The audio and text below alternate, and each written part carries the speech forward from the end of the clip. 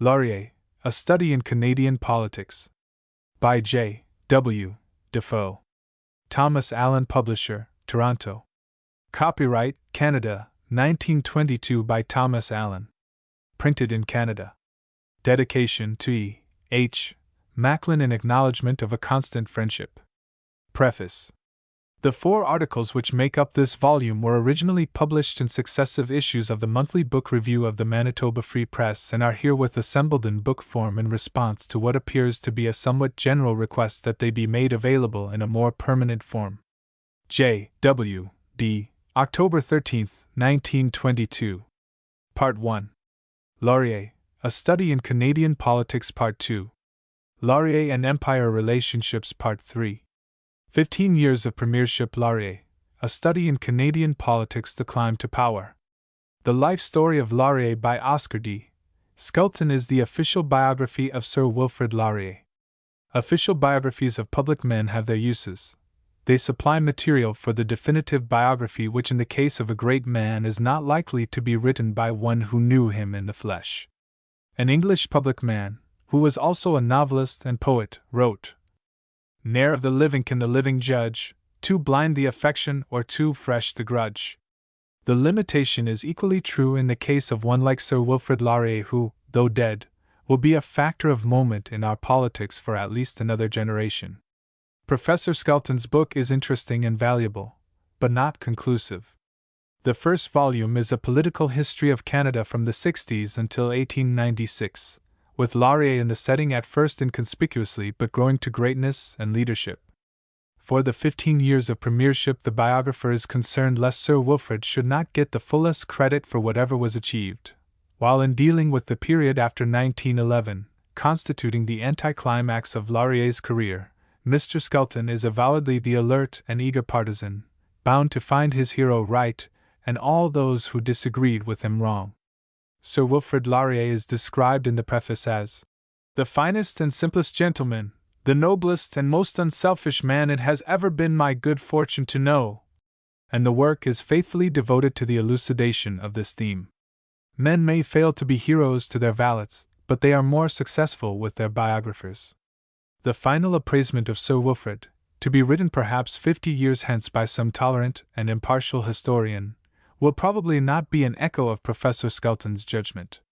It will perhaps put Sir Wilfrid higher than Professor Skelton does, and yet not quite so high, an abler man but one not quite so preternaturally good, a man who had affinities with Machiavelli as well as with Sir Galahad. The Laurier of the first volume is an appealing, engaging and most attractive personality. There was about his earlier career something romantic and compelling. In almost one rush he passed from the comparative obscurity of a new member in 1874 to the leadership of the French Liberals in 1877, and then he suffered a decline which seemed to mark him as one of those political shooting stars which blaze in the firmament for a season and then go black, like Felix Jeffreyin, who, though saluted by Laurier in 1874 as the coming leader, never made any impress upon his times. A political accident, fortunate for him, opened the gates again to a career, and he set his foot upon a road which took him very far. The writer made acquaintance with Laurier in the Dominion session of 1884. He was then in his 43rd year, but in the judgment of many his career was over. His interest in politics was, apparently, of the slightest. He was deskmate to Blake, who carried on a tremendous campaign that session against the government's C.P.R. proposals. Laurier's political activities consisted chiefly of being an acting secretary of sorts to the Liberal leader. He kept his references in order, handed him Hansard's and Blue Books in turn, summoned the pages to clear away the impedimenta and to keep the glass of water replenished, little services which it was clear he was glad to do for one who engaged his ardent affection and admiration. There were memories in the house of Laurier's eloquence, but memories only. During this session he was almost silent. The tall, courtly figure was a familiar sight in the chamber and in the library, particularly in the library, where he could be found every day ensconced in some congenial alcove, but the golden voice was silent. It was known that his friends were concerned about his health. Laurier and the real agitation. The accident, which restored Laurier to public life and opened up for him an extraordinary career, was the Riel Rebellion of 1885. In the session of 1885, the rebellion being then in progress, he was heard from to some purpose on the subject of the ill treatment of the Saskatchewan half-breeds by the Dominion government.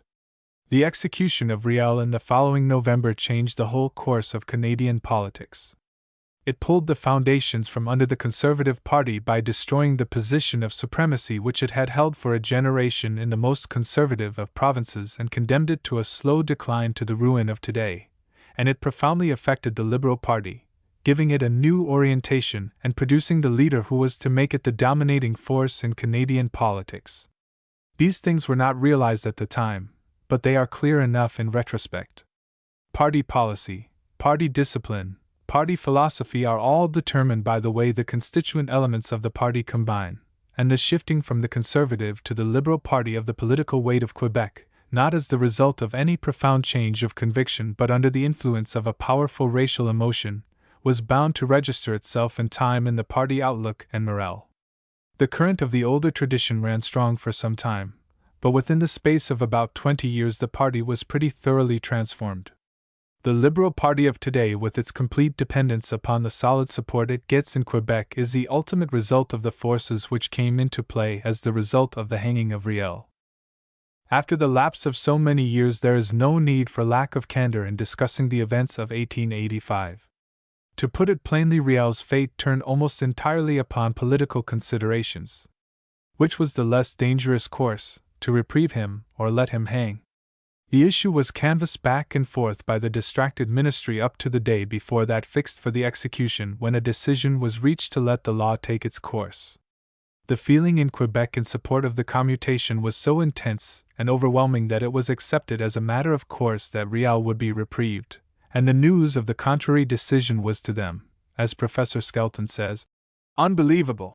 The actual announcement of the hanging was a match to a powder magazine. That night there were mobs on the streets of Montreal, and Sir John Macdonald was burned in effigy in Dominion Square. On the following Sunday 40,000 people swarmed around the hustings on Champ de Mars and heard the government denounced in every conceivable term of verbal violence by speakers of every tinge of political belief. This outpouring of a common indignation, with its obliteration of all the usual lines of demarcation, was the result of the wounding of the national self-esteem by the flouting of the demand for leniency, as it was put by La Minerve. Mercier put it still more strongly when he declared that the murder of Riel was a declaration of war upon French-Canadian influence in Confederation. A binding cement for this union of elements ordinarily at war was sought for in the creation of the Part I National, which a year later captured the provincial Conservative citadel at Quebec and turned it over to Honoré Mercier. This violent racial movement raged unchecked in the provincial arena, but in the federal field it was held in leash by Laurier. That he saw the possibilities of the situation is not to be doubted. He took part in the demonstration on Champ de Mars and in his speech made a declaration. Had I been born on the banks of the Saskatchewan, I myself would have shouldered a musket, which riveted nationwide attention upon him. Laurier followed this by his impassioned apology for the half-breeds and their leader in the House of Commons, of which deliverance Thomas White, of the assailed ministry, justly said, "It was the finest parliamentary speech ever pronounced in the Parliament of Canada since Confederation." In the debate on the execution of Riel, all the orators of Parliament took part. It was the occasion for one of Blake's greatest efforts. Sir John Thomson, in his reply to Blake, revealed himself to Parliament and the country as one worthy of crossing swords with the great Liberal tribune. But they and all the other big guns of the Commons were thrown into complete eclipse by Laurier's performance. It is easy to recall after the lapse of 36 years the extraordinary impression which that speech made upon the great audience which heard it, a crowded House of Commons and the public galleries packed to the roof. In the early winter of 1886-7 Laurier went boldly into Ontario where, addressing great audiences in Toronto, London and other points, he defended his position and preferred his indictment against the government. This was Laurier's first introduction to Ontario, under circumstances which, while actually threatening, were in reality auspicious. It was at once an exhibition of moral and physical courage and a manifestation of Laurier's remarkable qualities as a public speaker. Within a few months, Laurier passed from the comparative obscurity to which he had condemned himself by his apparent indifference to politics to a position in public life where he divided public attention and interest with Edward Blake and Sir John Macdonald. When a few months later Blake, in a rare fit of the sulks, retired to his tent, refusing to play any longer with people who did not appreciate his abilities, Laurier succeeded to the leadership, apparently upon the nomination of Blake, actually at the imperious call of those inescapable forces and interests which men call destiny. Leadership and the road to it. Laurier, then in his 46th year, became leader of the Liberal Party in June 1887. It was supposedly a tentative experimental choice, but the leadership thus begun ended only with his death in February 1919, nearly 32 years later. Laurier was a French-Canadian of the 9th generation. His first Canadian ancestor, Augustin Hébert, was one of the little band of soldier colonists who, under the leadership of Maisonneuve, founded Montreal in 1641. Hébert's granddaughter married a soldier of the regiment Carignan-Saliers, François Codinot de Champlaurier. The Héberts were from Normandy, Codinot from Savoy. From this merging of northern and southern French strains the Canadian family of Laurier resulted. This name was first assumed by the grandson of the soldier ancestor. The record of the first 30 years of Wilfrid Laurier's life was indistinguishable from that of scores of other French-Canadian professional men. Born in the country, St. Lin, NOV. 1841, of parents in moderate circumstances, educated at one of the numerous little country colleges, a student at law in Montreal, a young and struggling lawyer, interested in politics and addicted upon occasion to political journalism. French Canadians by the hundreds have traveled that road. A fortunate combination of circumstances took him out of the struggle for a place at the Montreal bar and gave him a practice in the country combined with the editorship of a liberal weekly, a position which made him at once a figure of some local prominence. Laurier's personal charm and obvious capacity for politics marked him at once for local leadership. At the age of 30 he was sent to the Quebec legislature as representative of the constituency of Drummond and Arthabaska, and 3 years later he went to Ottawa.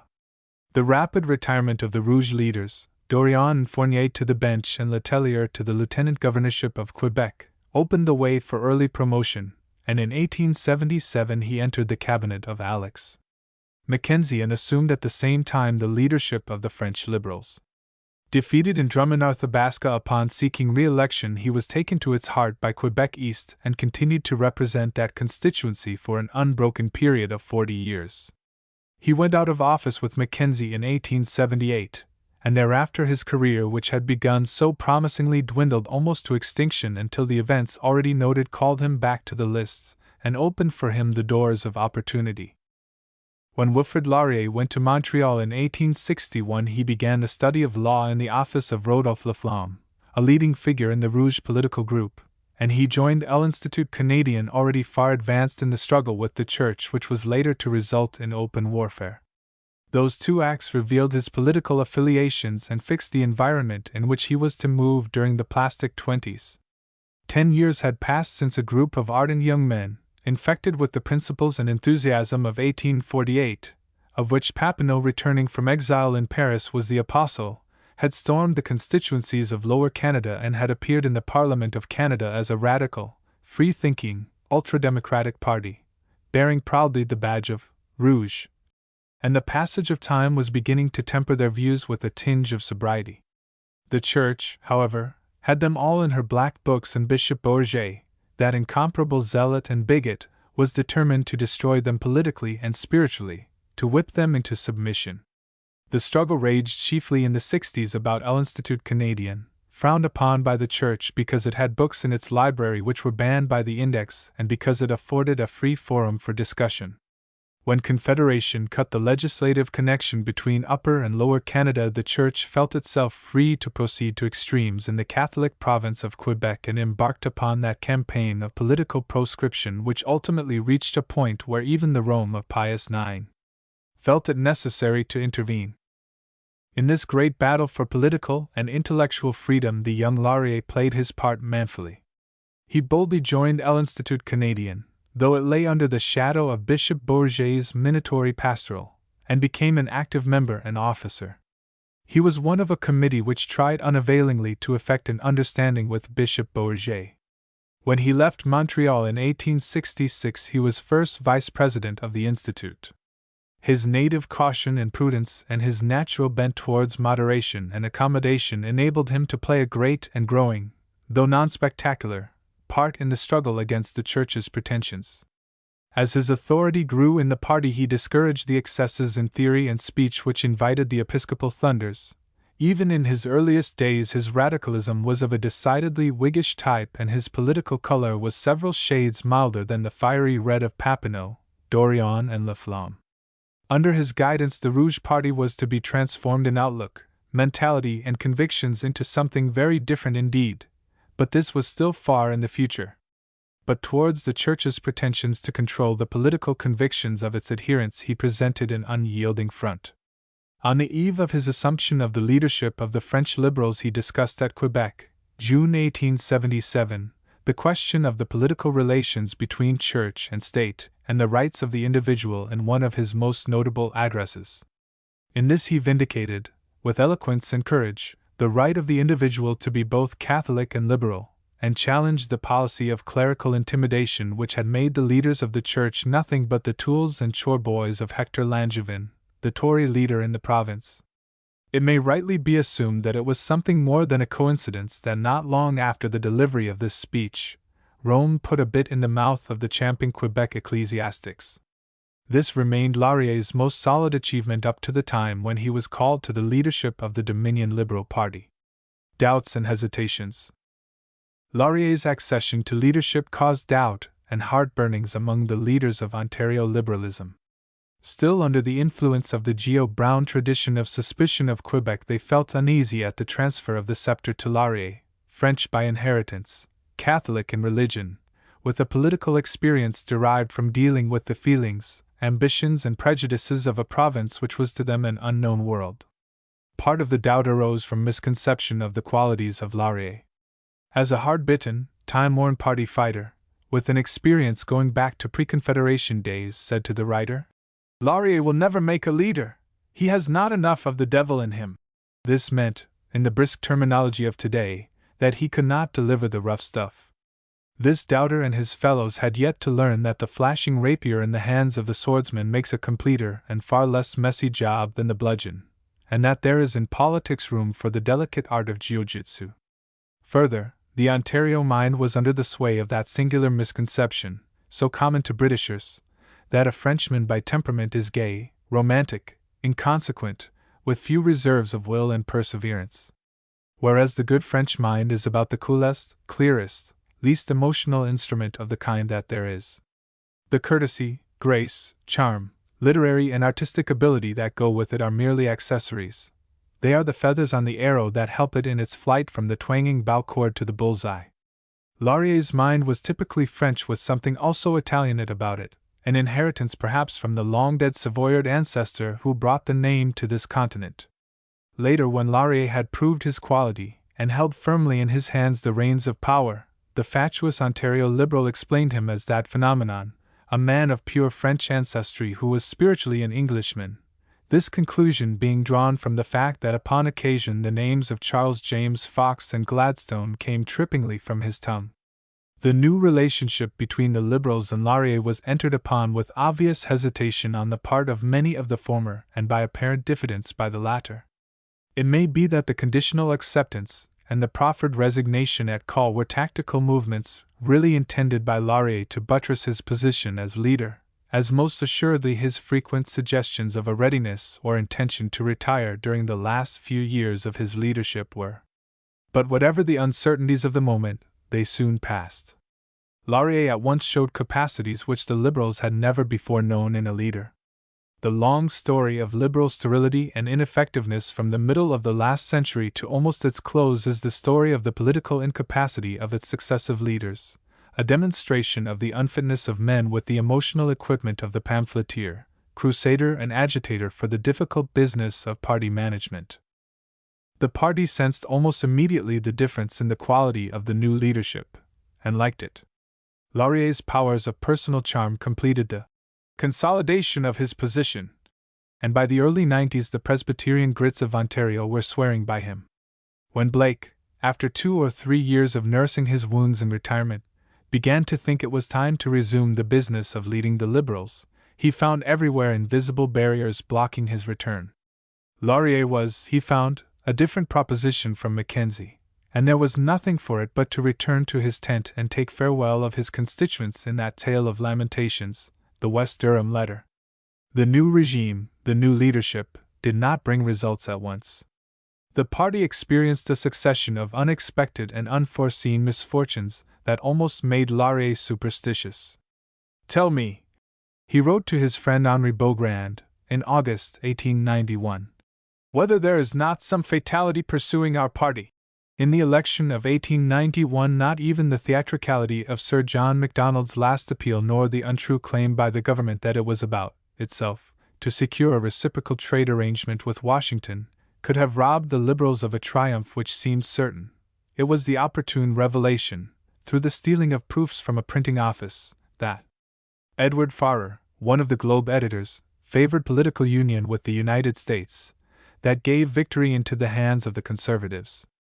But their relatively narrow majority would not have kept them in office a year in view of the death of Sir John A. Macdonald in June, 1891, and the stunning blows given the government by this scandal session of 1891, had it not been for 2 disasters which overtook the Liberals, the publication of Blake's letter and the revelation of the rascalities of the Mercier regime. Perhaps of the 2 blows, that delivered by Blake was the more disastrous. The letter was the message of an oracle.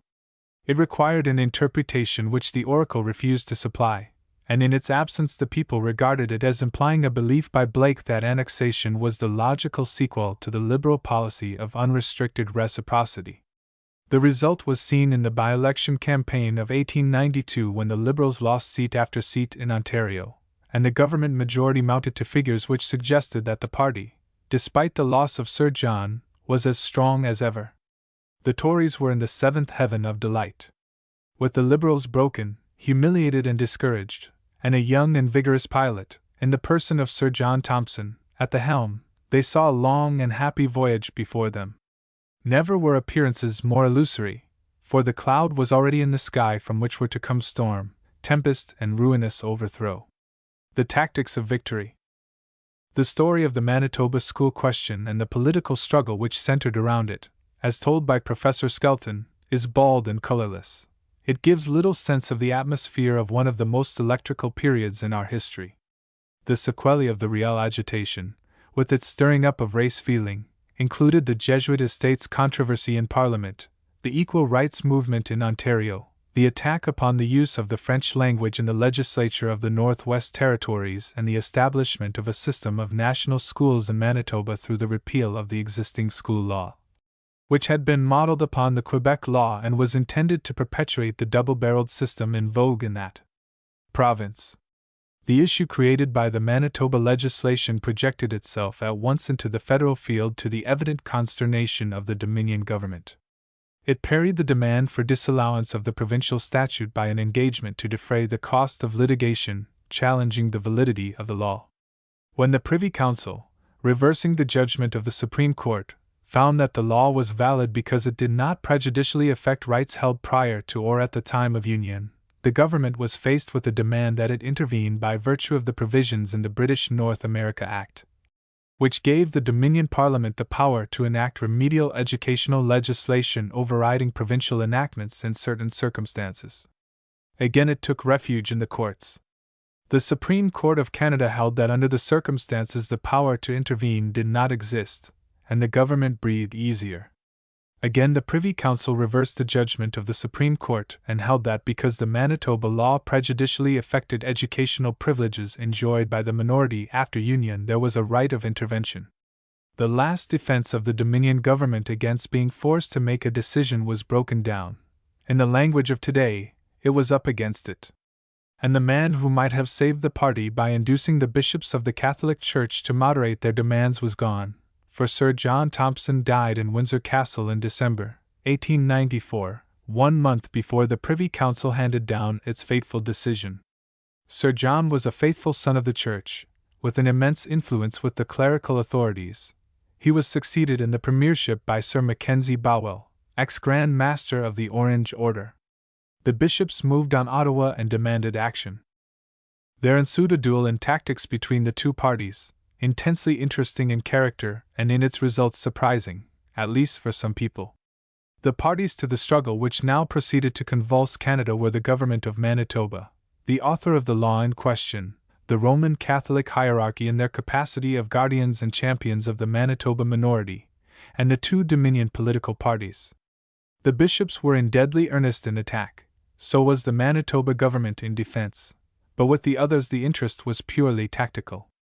How best to set the sails to catch the veering winds and blustering gusts to win the race, the prize for which was the government of Canada. The Conservatives had the right of initiative. Did it give them the advantage?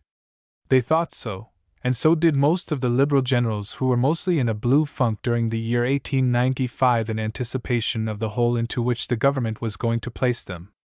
But there was at least one Liberal tactician who knew better. The Conservatives decided upon a line of action which seemed to them to have the maximum of advantage. They would go in for remedial legislation. In the English provinces they would say that they did this reluctantly as good, loyal, law-abiding citizens obeying the order of the Queen delivered through the Privy Council. From their experiences with the electors they had good reason to believe that this bunkum would go down. But in Quebec they would pose as the defenders of the oppressed, loyal cooperators with the bishops in rebuking, subduing and chaining the Manitoba tyrants. Obviously they would carry the province. If Laurier opposed their legislation they would sweep the province, and he would be left without a shred of the particular support which was supposed to be his special contribution to a Liberal victory. The calculation looked good to the Conservatives, also to most of the Liberals. As one Liberal veteran put it in 1895, "If we vote against remedial legislation we shall be lost, hook, line and sinker." But there was one Liberal who thought differently. His name was J. Israel Tart. Tart was in office an impossibility. Power went to his head like strong wine and destroyed him. But he was the man whose mind conceived, and whose will executed, the Napoleonic stroke of tactics which crumpled up the Conservative army in 1896 and put it in the hole which had been dug for the Liberals. On the day in March, 1895, when the Dominion government issued its truculent and imperious remedial order, Tart said to the present writer, "The government is in the den of lions, if only Greenway will now shut the door." At that early day he saw with a clearness of vision that was never afterwards clouded, the tactics that meant victory. Make the party policy suit the campaign in the other provinces. Leave Quebec to Laurier and me.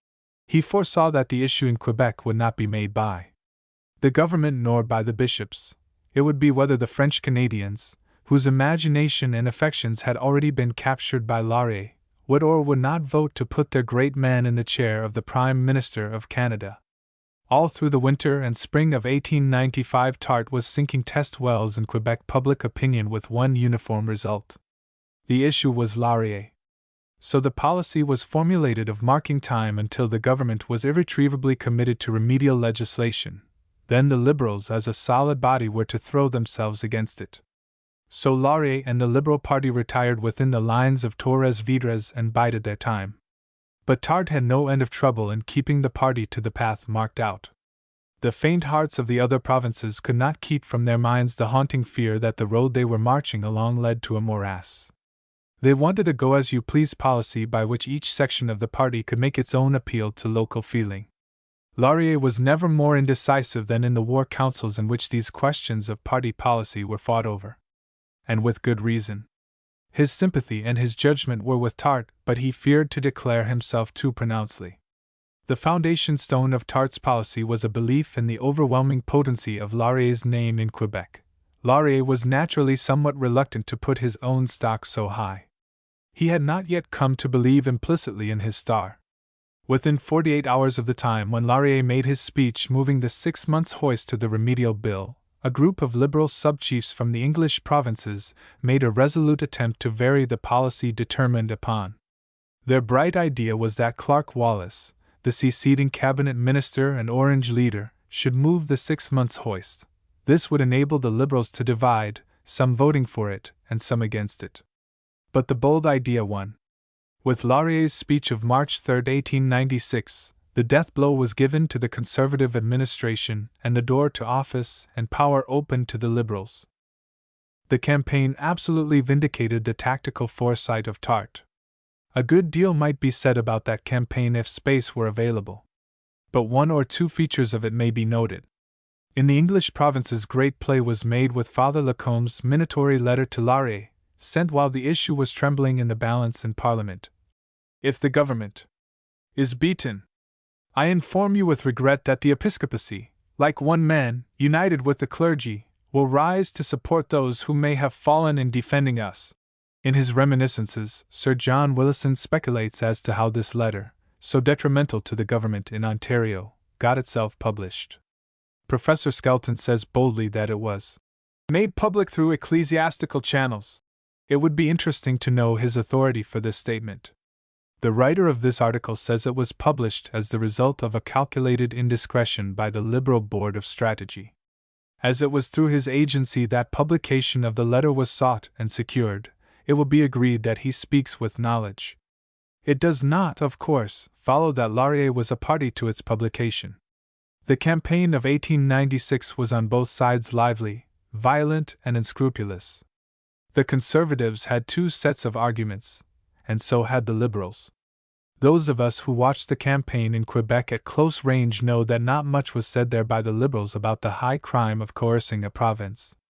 Instead, stress was laid upon the futility and inadequacy of the proposed remedial legislation, upon the high probability that more could be got for the minority by negotiation, upon the suggestion that, negotiation failing, remedial legislation that would really accomplish something could still be invoked. This argument, plus the magic of Laurier's personality and Tart's organizing genius, did the business. Futile the sniping of the cures, vain the broadsides of the bishops, empty the thunders of the church. Quebec went to the polls and voted for Laurier. Elsewhere the government just about held its own despite the burden of its remedial policy. But it was buried under the Quebec avalanche. The Liberals took office sustained by the 33 majority from the province which had once been the citadel of political conservatism. Now is the winter of our discontent made glorious summer by this sun of York, and all the clouds that lowered upon our house in the deep bosom of the ocean buried. Now are our brows bound with victorious wreaths, our bruised arms hung up for monuments, our stern alarums changed to merry meetings, our dreadful marches to delightful measures. Part 2. Laurier and Empire Relationships. Wilfrid Laurier was Prime Minister of Canada from July 9, 1896, to October 6, 1911, 15 years and 3 months, which, for the Dominion, is a record.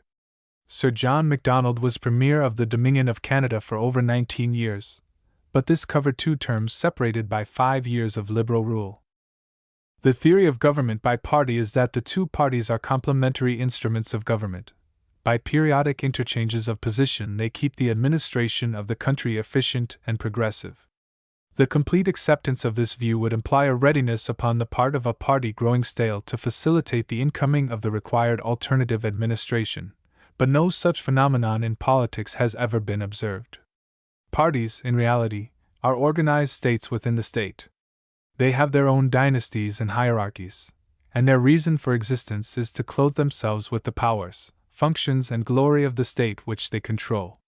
Their desire is for absolute and continuing control to which they come to think they have a prescriptive right, and they never leave office without a sense of outrage. There never yet was a party ejected from office which did not feel pretty much as the Stuarts did when they lost the throne of England. The incoming administration is invariably regarded by them in the light of usurpers. This was very much the case with the Conservatives after 1896. And the Liberals had the same feeling after 1911, that they had been robbed, as they deemed, of their rightful heritage. Parties are not, as their philosophers claim, servants of the state cooperating in its service. Their real desire is the mastery of the state and the brooking of no opposition or rivalship. Nevertheless, the people by a sure instinct compel a change in administration every now and then. but they move so slowly that a government well entrenched in office can usually outstay its welcome by one term of office. The Laurier administration, covering a full period of 15 years, illustrates the operation of this political tendency. The government came in with the good wishes of the people and for nearly 10 years went on from strength to strength, carrying out an extensive and well-considered domestic program. Then its strength began to wane, and its vigor to relax.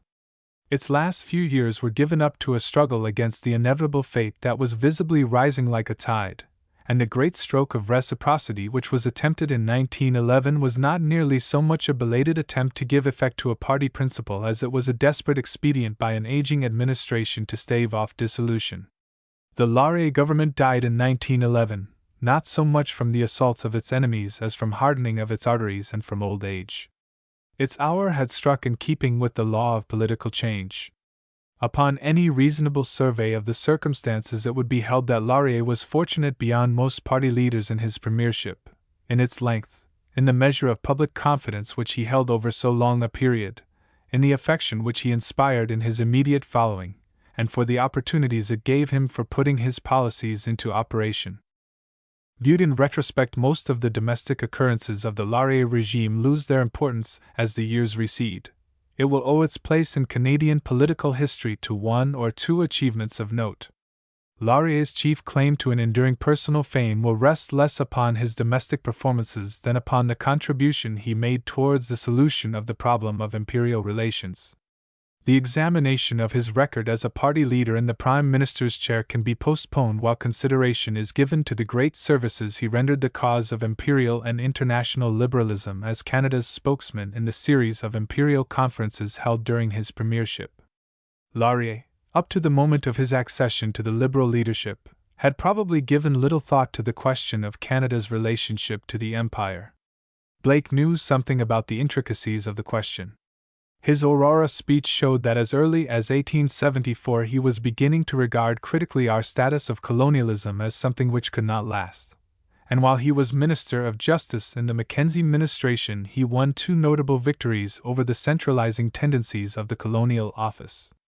But Laurier had never been brought into touch with the issue, and when, after assuming the Liberal leadership, he found it necessary to deal with it, he spoke what was probably the belief latent in most of the minds of his compatriots: acceptance of colonial status with the theoretical belief that sometime, so far distant as not to be a matter of political concern, this status would give way to one of independence. "The day is coming," he said in Montreal in 1890, "when this country will have to take its place among the nations of the earth. I want my country's independence to be reached through the normal and regular progress of all the elements of its populations toward the realization of a common aspiration." Looking forward to the issues about which it would be necessary for him to have policies, it is not probable that he put the question of imperial relationships very high. Certainly he had no idea that it would be in dealing with this matter that he would reveal his qualities at their highest and lay the surest foundation for his fame.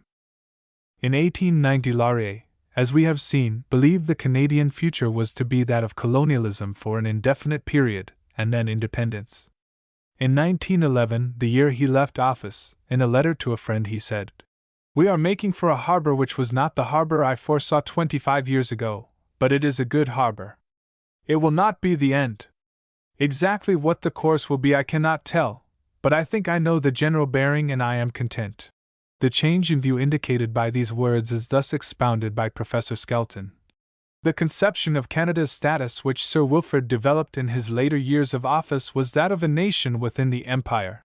But between the two quoted declarations there lay 21 years of time, 15 years of prime ministership, and the experiences derived from attendance at 4 imperial conferences in succession, another record set by Laurier not likely ever to be repeated.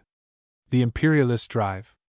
Laurier's imperial policies were forged in the fire. He took to London upon the occasion of each conference a fairly just appreciation of what was politically achievable, and what was not, and there he was put to the test of refusing to be stampeded into practicable courses. Professor Skelton records 2 enlightening conversations with Laurier dealing with the difficulties in which the colonial representatives in attendance at these gatherings found themselves. Said Sir Wilfrid, one felt the incessant and unrelenting organization of an imperialist campaign. We were looked upon, not so much as individual men, but abstractly as colonial statesmen, to be impressed and hobbled. The Englishman is as businesslike in his politics, particularly his external politics, as in business, even if he covers his purposefulness with an air of polite indifference. Once convinced that the colonies were worth keeping, he bent to the work of drawing them closer within the orbit of London with marvelous skill and persistence. In this campaign, which no one could appreciate until he had been in the thick of it, social pressure is the subtlest and most effective force. In 1897 and 1902 it was Mr. Chamberlain's personal insistence that was strongest, but in 1907 and after, society pressure was the chief force. It is hard to stand up against the flattery of a gracious duchess. Weak men's heads are turned in an evening, and there are few who can resist long. We were dined and wined by royalty and aristocracy and plutocracy, and always the talk was of empire, empire, empire. I said to Deacon in 1907 that this was one reason why we could not have a parliament or council in London. We can talk cabinet to cabinet, but cannot send Canadians or Australians as permanent residents to London, to debate and act on their own discretion. Still more enlightening is this observation. Sir Joseph Ward was given prominence in 1911 through the exigencies of imperialist politics. At each imperial conference, some colonial leader was put forward by the imperialists to champion their cause. In 1897 it was obvious that they looked to me to act the bellwether, but I fear they were disappointed. In 1902 it was Seddon, in 1907 Deacon, in 1911 Ward. He had not Deacon's ability or Seddon's force. His London friends stuffed him for his conference speeches. He came each day with a carefully typewritten speech, but when once off that, he was at sea. What was the intention of this unrelenting imperialist campaign? It took many forms, wore many disguises, but in its secret purposes it was unchangeable and unwearying. It was a conscious, determined attempt to recover what Disraeli lamented that Great Britain had thrown away. 20 years after Disraeli had referred to the colonies as wretched millstones hung about our neck, he changed his mind, and in 1872 he made an address as to the proper relations between the motherland and the colonies, which is the very cornerstone of imperialistic doctrine. His declaration was in these words: "Self-government, in my opinion, when it was conceded, ought to have been conceded as part of a great policy of imperial consolidation. It ought to have been accompanied by an imperial tariff, by securities for the people of England for the enjoyment of the unappropriated lands which belong to the sovereign as their trustee, and by a military code which should have precisely defined the means, and the responsibilities, by which the colonies should be defended, and by which, if necessary, this country should call for aid from the colonies themselves. It ought, further, to have been accompanied by the institution of some representative council in the metropolis, which would have brought the colonies into constant and continuous relations with the home government." From the day Disraeli uttered these words down to this present time there has been a persistent, continuous, well-financed and resourceful movement looking towards the establishment in London of some kind of a central governing body, Parliament, Council, Cabinet, call it what you will, which will determine the foreign policies of the British Empire and command in their support the military and naval potentialities of all the dominions and dependencies. It fell to Laurier to hold the pass against this movement, and this he did for 15 years with patience, sagacity and imperturbable firmness against the enraged and embattled imperialists, both of England and Canada. Laurier, in the comment quoted above, said that in 1897 the imperialists had looked to him to act as the bellwether. They had good reason to be hopeful about his usefulness to them. The imperial preference just enacted by the Canadian Parliament had been hailed both in Canada and Great Britain as a great concession to imperialistic sentiment, whereas it was in reality an exceedingly astute stroke of domestic politics by which the government lowered the tariff and at the same time spiked the guns of the high protectionists. In 1897, when Laurier first went to England, the imperial movement was at its crescent, synchronous with the great welling up of sentiment and reverence called forth by the Diamond Jubilee of Queen Victoria. Strachey has a penetrating word about the strength which Queen Victoria's final years of apotheosis brought to the imperialistic movement. The imperialist temper of the nation invested her office with a new significance exactly harmonizing with her own inmost proclivities. The English policy was in the main a common-sense structure, but there was always a corner in it where common sense could not enter. Naturally, it was in the Crown that the mysticism of the English polity was concentrated, the Crown with its venerable antiquity, its sacred associations, its imposing spectacular array. But for nearly 2 centuries, common sense had been predominant in the great building, and the little, unexplored, inexplicable corner had attracted small attention.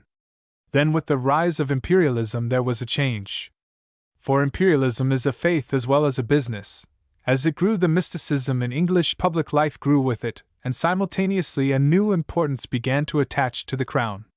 The need for a symbol of England's might, of England's worth, of England's extraordinary mystical destiny, became felt more urgently than before. The Crown was the symbol, and the Crown rested upon the head of Victoria.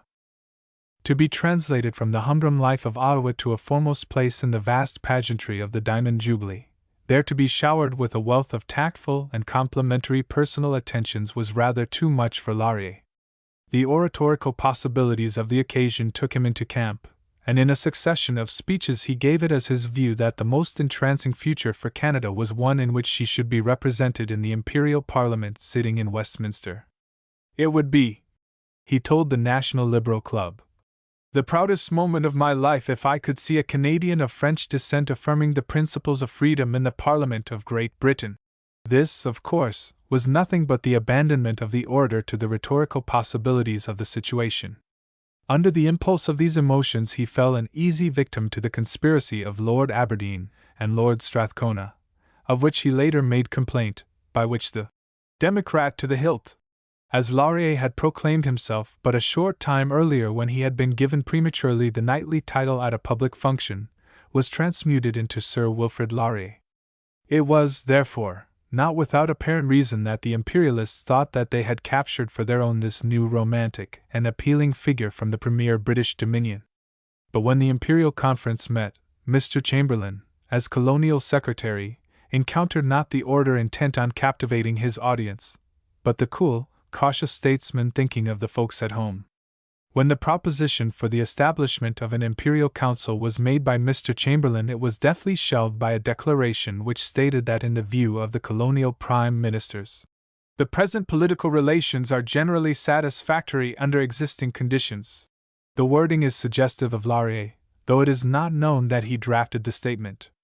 The skillful suspension of the issue without meeting it was certainly the tactics with which he met and blocked, in succeeding conferences, all attempts by the imperialists to give practical effect to their doctrine.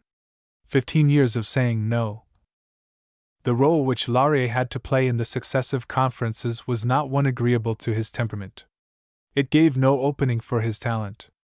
It supplied no opportunities for the making of the kind of speeches at which he was a master. It kept him from the center of the stage, a position which Sir Wilfrid Laurier had no objection to occupying. It obliged him to courses which, in the setting in which he found himself, must at times have seemed ungracious, and this must have been a trial to a nature so courtly and considerate. To the successive proposals that came before the conference, togged out in all the gorgeous garb of imperialism, he was unable to offer constructive alternatives, for his political sense warned him that it was 20 years too soon to suggest propositions embodying his conception of the true relations of the British nations to one another. There was nothing to do but to block all suggestions of organic change designed to strengthen the centralizing of power and to await the development of a national spirit in Canada to the point where it would afford backing for a movement in the opposite direction. So Laurier had to look pleasant and keep on saying no to Mr. Chamberlain's proposal in 1897 to create a great council of the Empire.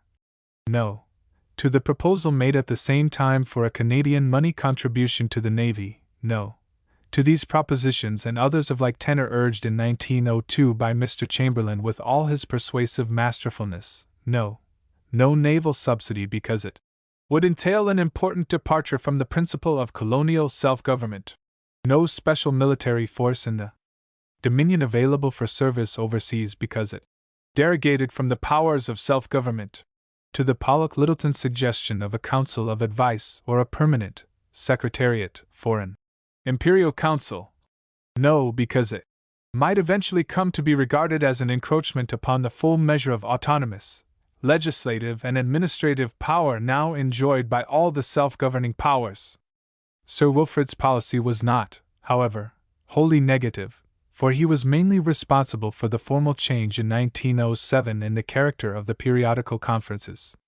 The earlier conferences were between the Secretary of State and representatives of the self-governing colonies. They were colonial conferences in fact and in name, a fact egregiously pictured to the eye in the famous photograph of the conference of 1897, revealing Mr. Chamberlain complacently seated, with 15 colonial representatives grouped about him in standing postures. In 1907 the conference became one between governments under the formal title of Imperial Conference, with the Prime Minister the official chairman, as primus inter pares. It was the first exemplification of the new theory of equality. The change of government in Great Britain in 1905 must have brought to Sir Wilfrid a profound sense of relief. It was no longer necessary to rest upon his armor night and day. Not that the imperialist drive ceased, but it no longer found its starting point and rallying place in the colonial office. The centralists operated from without, looking about for someone to put forward their ideas, as in 1911 when they took possession of Sir Joseph Ward, New Zealand's vain and ambitious Prime Minister, and induced him to introduce their half-baked schemes into the conference. He and they were suppressed by universal consent, Sir Wilfrid simply lending a hand.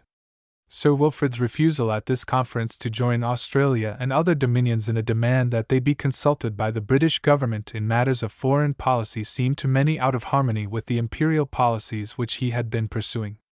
Mr. Asquith at this conference declared that Great Britain could not share foreign policy with the Dominions, and Sir Wilfrid declared that Canada did not want to share this responsibility with the British government.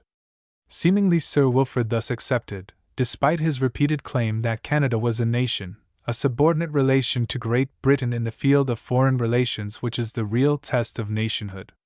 In fact, however, this was the crowning manifestation of his wariness and farsightedness. He realized in 1911 what is only now beginning to be understood by public men who succeeded to his high office, that a method of consultation obviously defective, and carrying with it in reality no suspensory or veto power, involves by indirection the adoption of that very centralizing system which it had been his purpose to block. If, Sir Wilfrid said, Dominions gave advice, they must be prepared to back it with all their strength. Yet, we have taken the position in Canada that we do not think we are bound to take part in every war. He saw in 1911 as clearly as Lloyd George did in 1921, as witnessed the latter's statement to the House of Commons in that year on the Irish Treaty, that the policy of consultation gave the Dominions a shadowy and unreal power, but imposed upon them a responsibility, serious and inescapable. He thus felt himself obliged to discourage the procedure suggested by Premier Fisher of Australia, even though, to the superficial observer, this involved him in the contradiction of, at the same time, exalting and depreciating the status of his country. Laurier's view of Canada's future. What conception was there in Laurier's mind as to the right future for Canada? He revealed it pretty clearly on several occasions, notably in 1908 in a tercentenary address at Quebec in the presence of the present King, when he said, "We are reaching the day when our Parliament will claim co-equal rights with the British Parliament, and when the only ties binding us together will be a common flag and a common crown." He was equally explicit 2 years later when, addressing the Ontario Club in Toronto, he said, "We are under the suzerainty of the King of England. We are his loyal subjects. We bow the knee to him. But the King of England has no more rights over us than are allowed him by our own Canadian Parliament. If this is not a nation, what then is a nation?" Laurier looked forward to the complete enfranchisement of Canada as a nation under the British Crown, with a status of complete equality with Great Britain in the British family. A keen-witted member of the Imperial Conference of 1911, Sir John G. Finlay, Attorney General for New Zealand, saw the reality behind the anomalous position which Sir Wilfrid held. "I recognize," he says, "that Canadian nationalism is beginning to resent even the appearance, the constitutional forms, of a subordination to the mother country. And," he added, revealing the clarity of his understanding, This is not a desire for separation. But it was not in London that the question of imperial relationships presented its most thorny aspect. Laurier could maintain there a stand-pat, blocking attitude with no more disagreeable consequences than perhaps a little social chilliness, the symbolical, gracious Duchess, showing a touch of hauteur and disappointment. It was in the reactions of the issue upon Canadian politics that Laurier met with his real difficulties. He could not, by tactics of procrastination or evasion, keep the question out of the domestic field.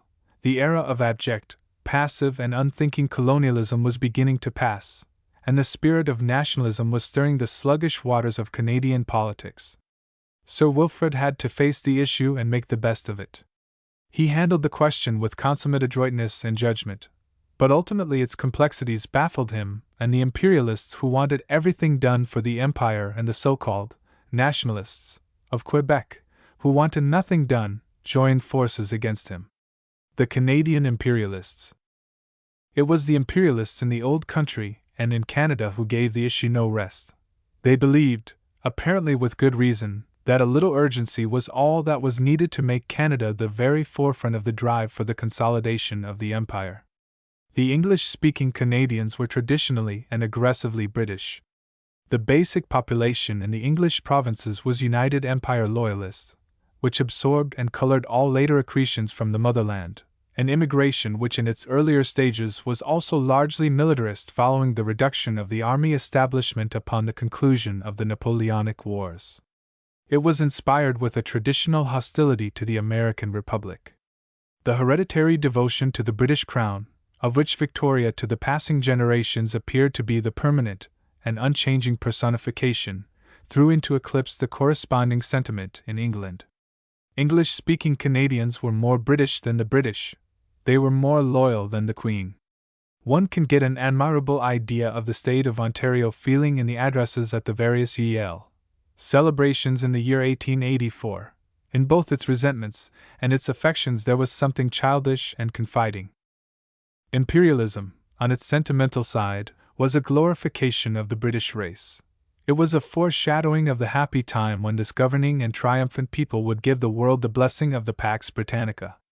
"We are not yet," said Ruskin in his inaugural address, "dissolute in temper but still have the firmness to govern and the grace to obey." In this address he preached that if England was not to perish, she must found colonies as fast and far as she is able, while for the residents of these colonies, their chief virtue is to be fidelity to their country, i.e. England, and their first aim is to be to advance the power of England by land and sea. Seeley got rid of all problems of relationship and of status by expanding England to take in all the colonies. The British Empire was to become a single great state on the model of the United States. "Here, too," he said, "is a great homogeneous people, one in blood, language, religion and laws, but dispersed over a boundless space." Such a conception was vastly agreeable to the more aggressive and assertive among the English Canadians. It kindled their imagination. From being colonists of no account in the backwash of the world's affairs, they became integrally a part of a great imperial worldwide movement of expansion and domination. Were they not of what Chamberlain called that proud, persistent, self-asserting and resolute stock which is infallibly destined to be the predominating force in the future history and civilization of the world? Moreover, it gave them a sense of their special importance here in Canada where the population was not homogeneous in blood, language and religion. It was for them, they felt, to direct policy and to control events, to take charge and see that developments were in keeping with suggestions from headquarters overseas. What these Canadian parties to the great imperial drive thought of Sir Wilfrid's dilatory, evasive and blocking tactics is not a matter of surmise. Upon this point they did not practice the fine art of reticence, and their angry expostulations are to be found in the pages of Hansard, in the editorial pages of the conservative press, in the political literature of the time, in heavy condemnatory articles which found publication through various mediums.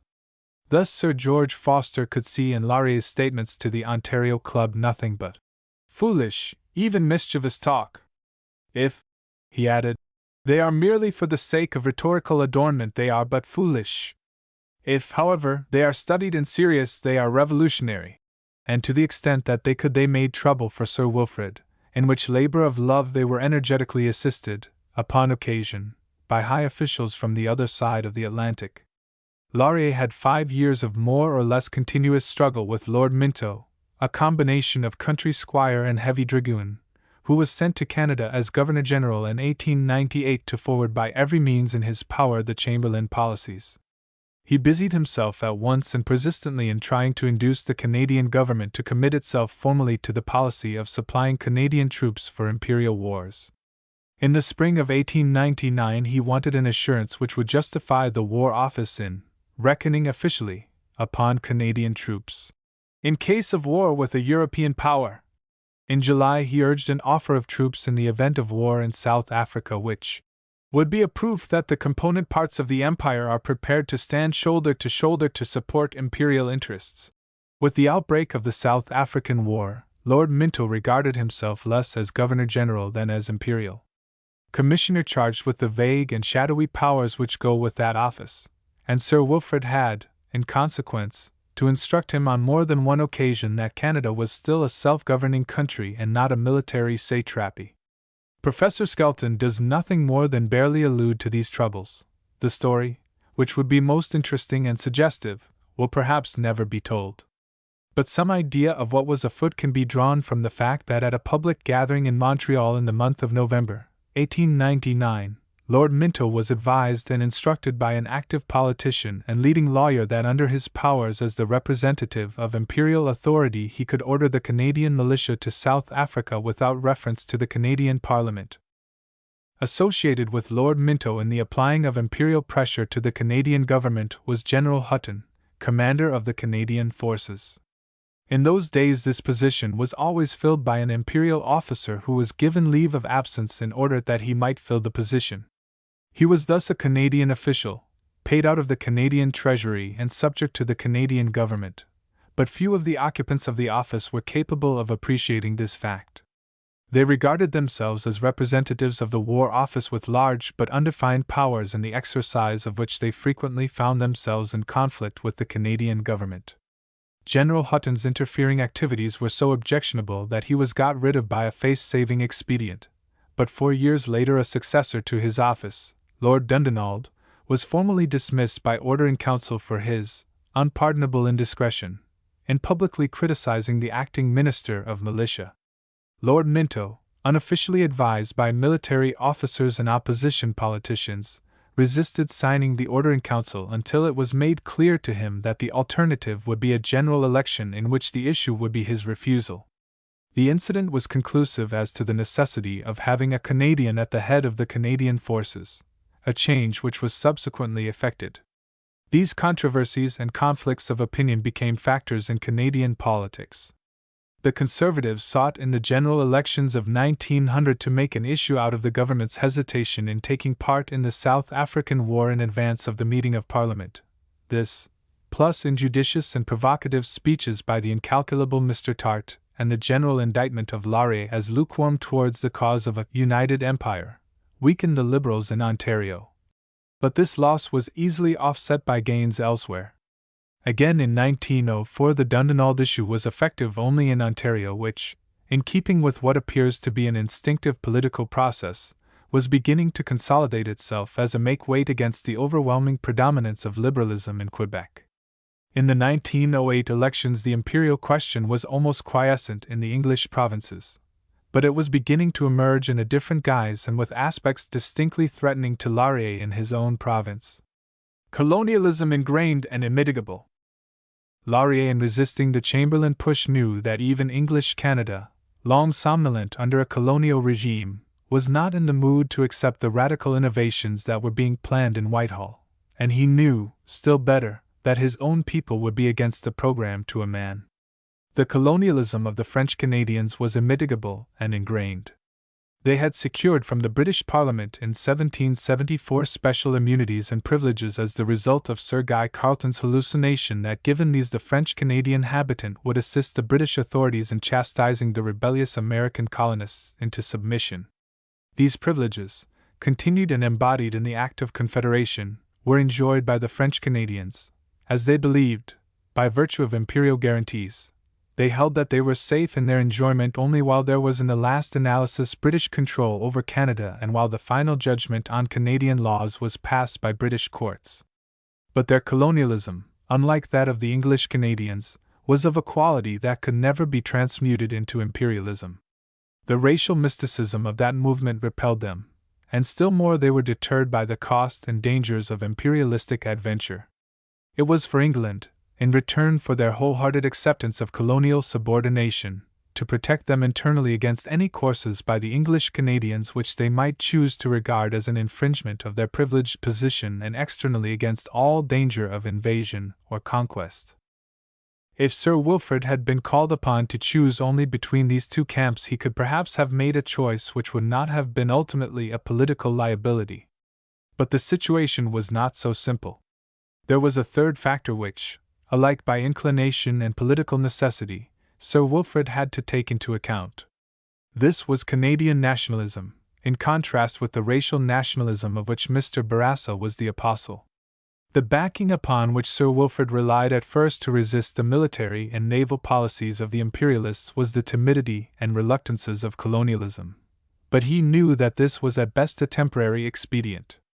To urgings that Canada should assist in the upkeep of the Imperial Navy by money contributions and should also maintain special militia forces available for service in Imperial wars overseas, Sir Wilfrid felt that some more plausible reply than a brusque refusal was necessary. And he met them with the contention that Canada must create military and naval forces for her own defense which would be available for the wars of the Empire at the discretion of the Canadian Parliament. These views, put forward almost tentatively in 1902, ultimately bore fruit in definite policies of national defense. Thus, the answer to demand for naval contribution, to which policy all the other dominions had subscribed, was to declare that Canada should have her own navy, and this took form, after numerous skirmishes with Admiralty opinion, which was scandalized at the suggestion, in the Naval Service Bill of 1910.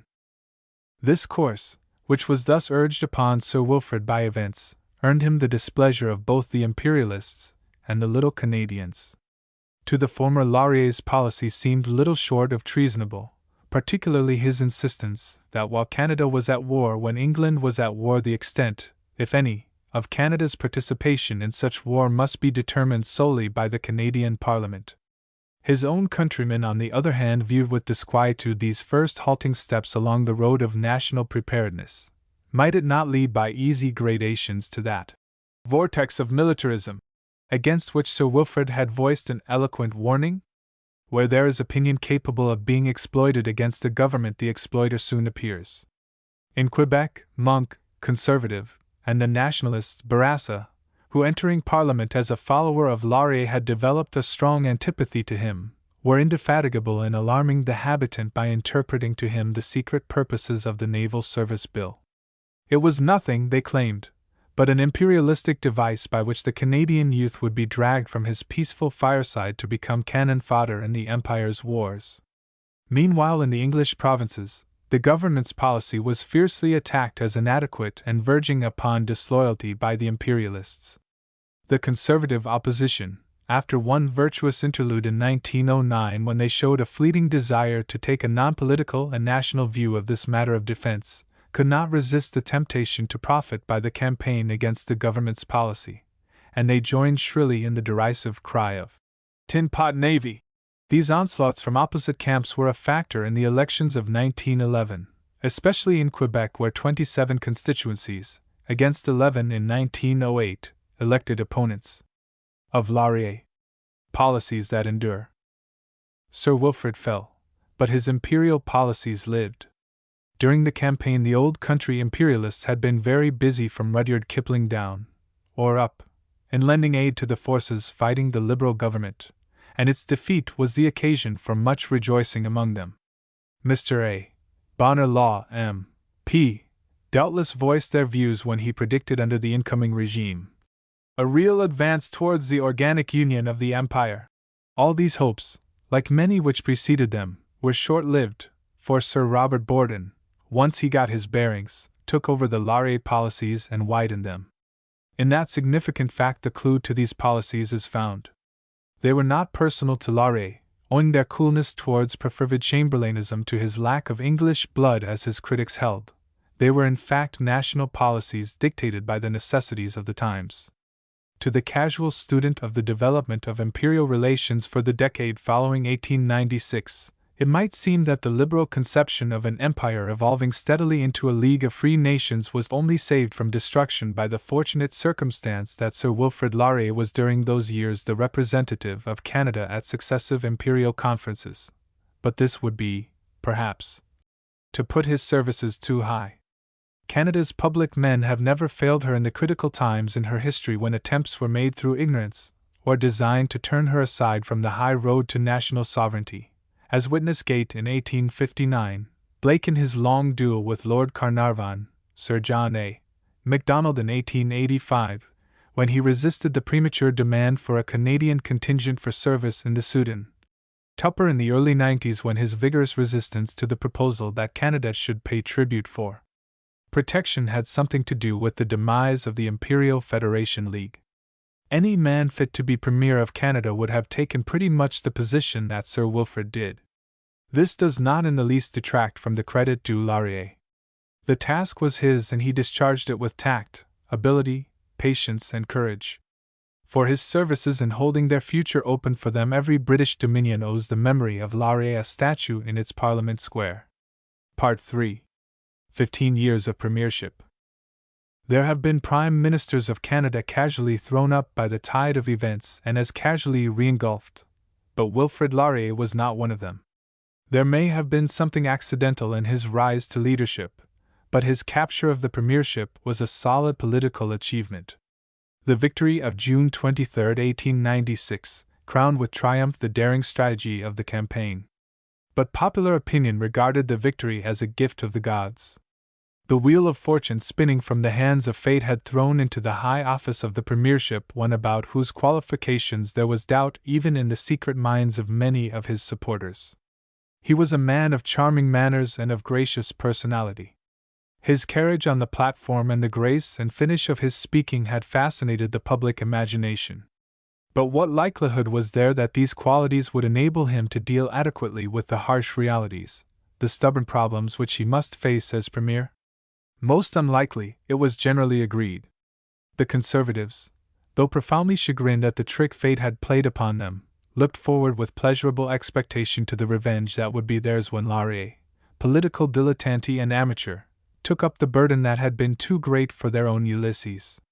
They foresaw a Laurier regime which for futility and brevity would take its place in history with the ill-starred prime ministership of Mackenzie. The average Liberal felt that the government, which would get its driving force and executive power from someone else, identity not yet revealed, would have in Laurier a most attractive and genial figurehead. These illusions long persisted, though there was little excuse for them on election night, and still less a month later when the Laurier cabinet was in being. To be a Rouge and to be in Montreal during the 3 weeks following the glorious 23rd of June was the height of felicity. After nearly 50 years of proscription and impotence in their own province, they were triumphant and dominant. Moreover, since they had supplied the majority which made possible the taking of office by the Liberals, they would be triumphant and dominant as well in the Dominion field. Among the election occurrences which they regarded as specially providential was the defeat of Tarte in Beauharnois. If he had been elected, it might have been necessary for Laurier to do something for him, but now that he had fallen upon the glacis of the impregnable fortress he had elected to assail, who were they to repine over the doings of fate?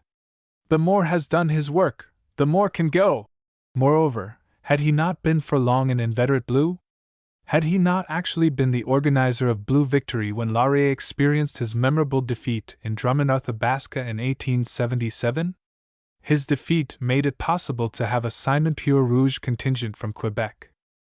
While they were thus indulging in roseate daydreams, the actual business of cabinet-making was going forward, with Tarte at Laurier's right hand as chief adviser from Quebec. The writer has a very clear recollection of a long conversation which he had at that time with Tarte.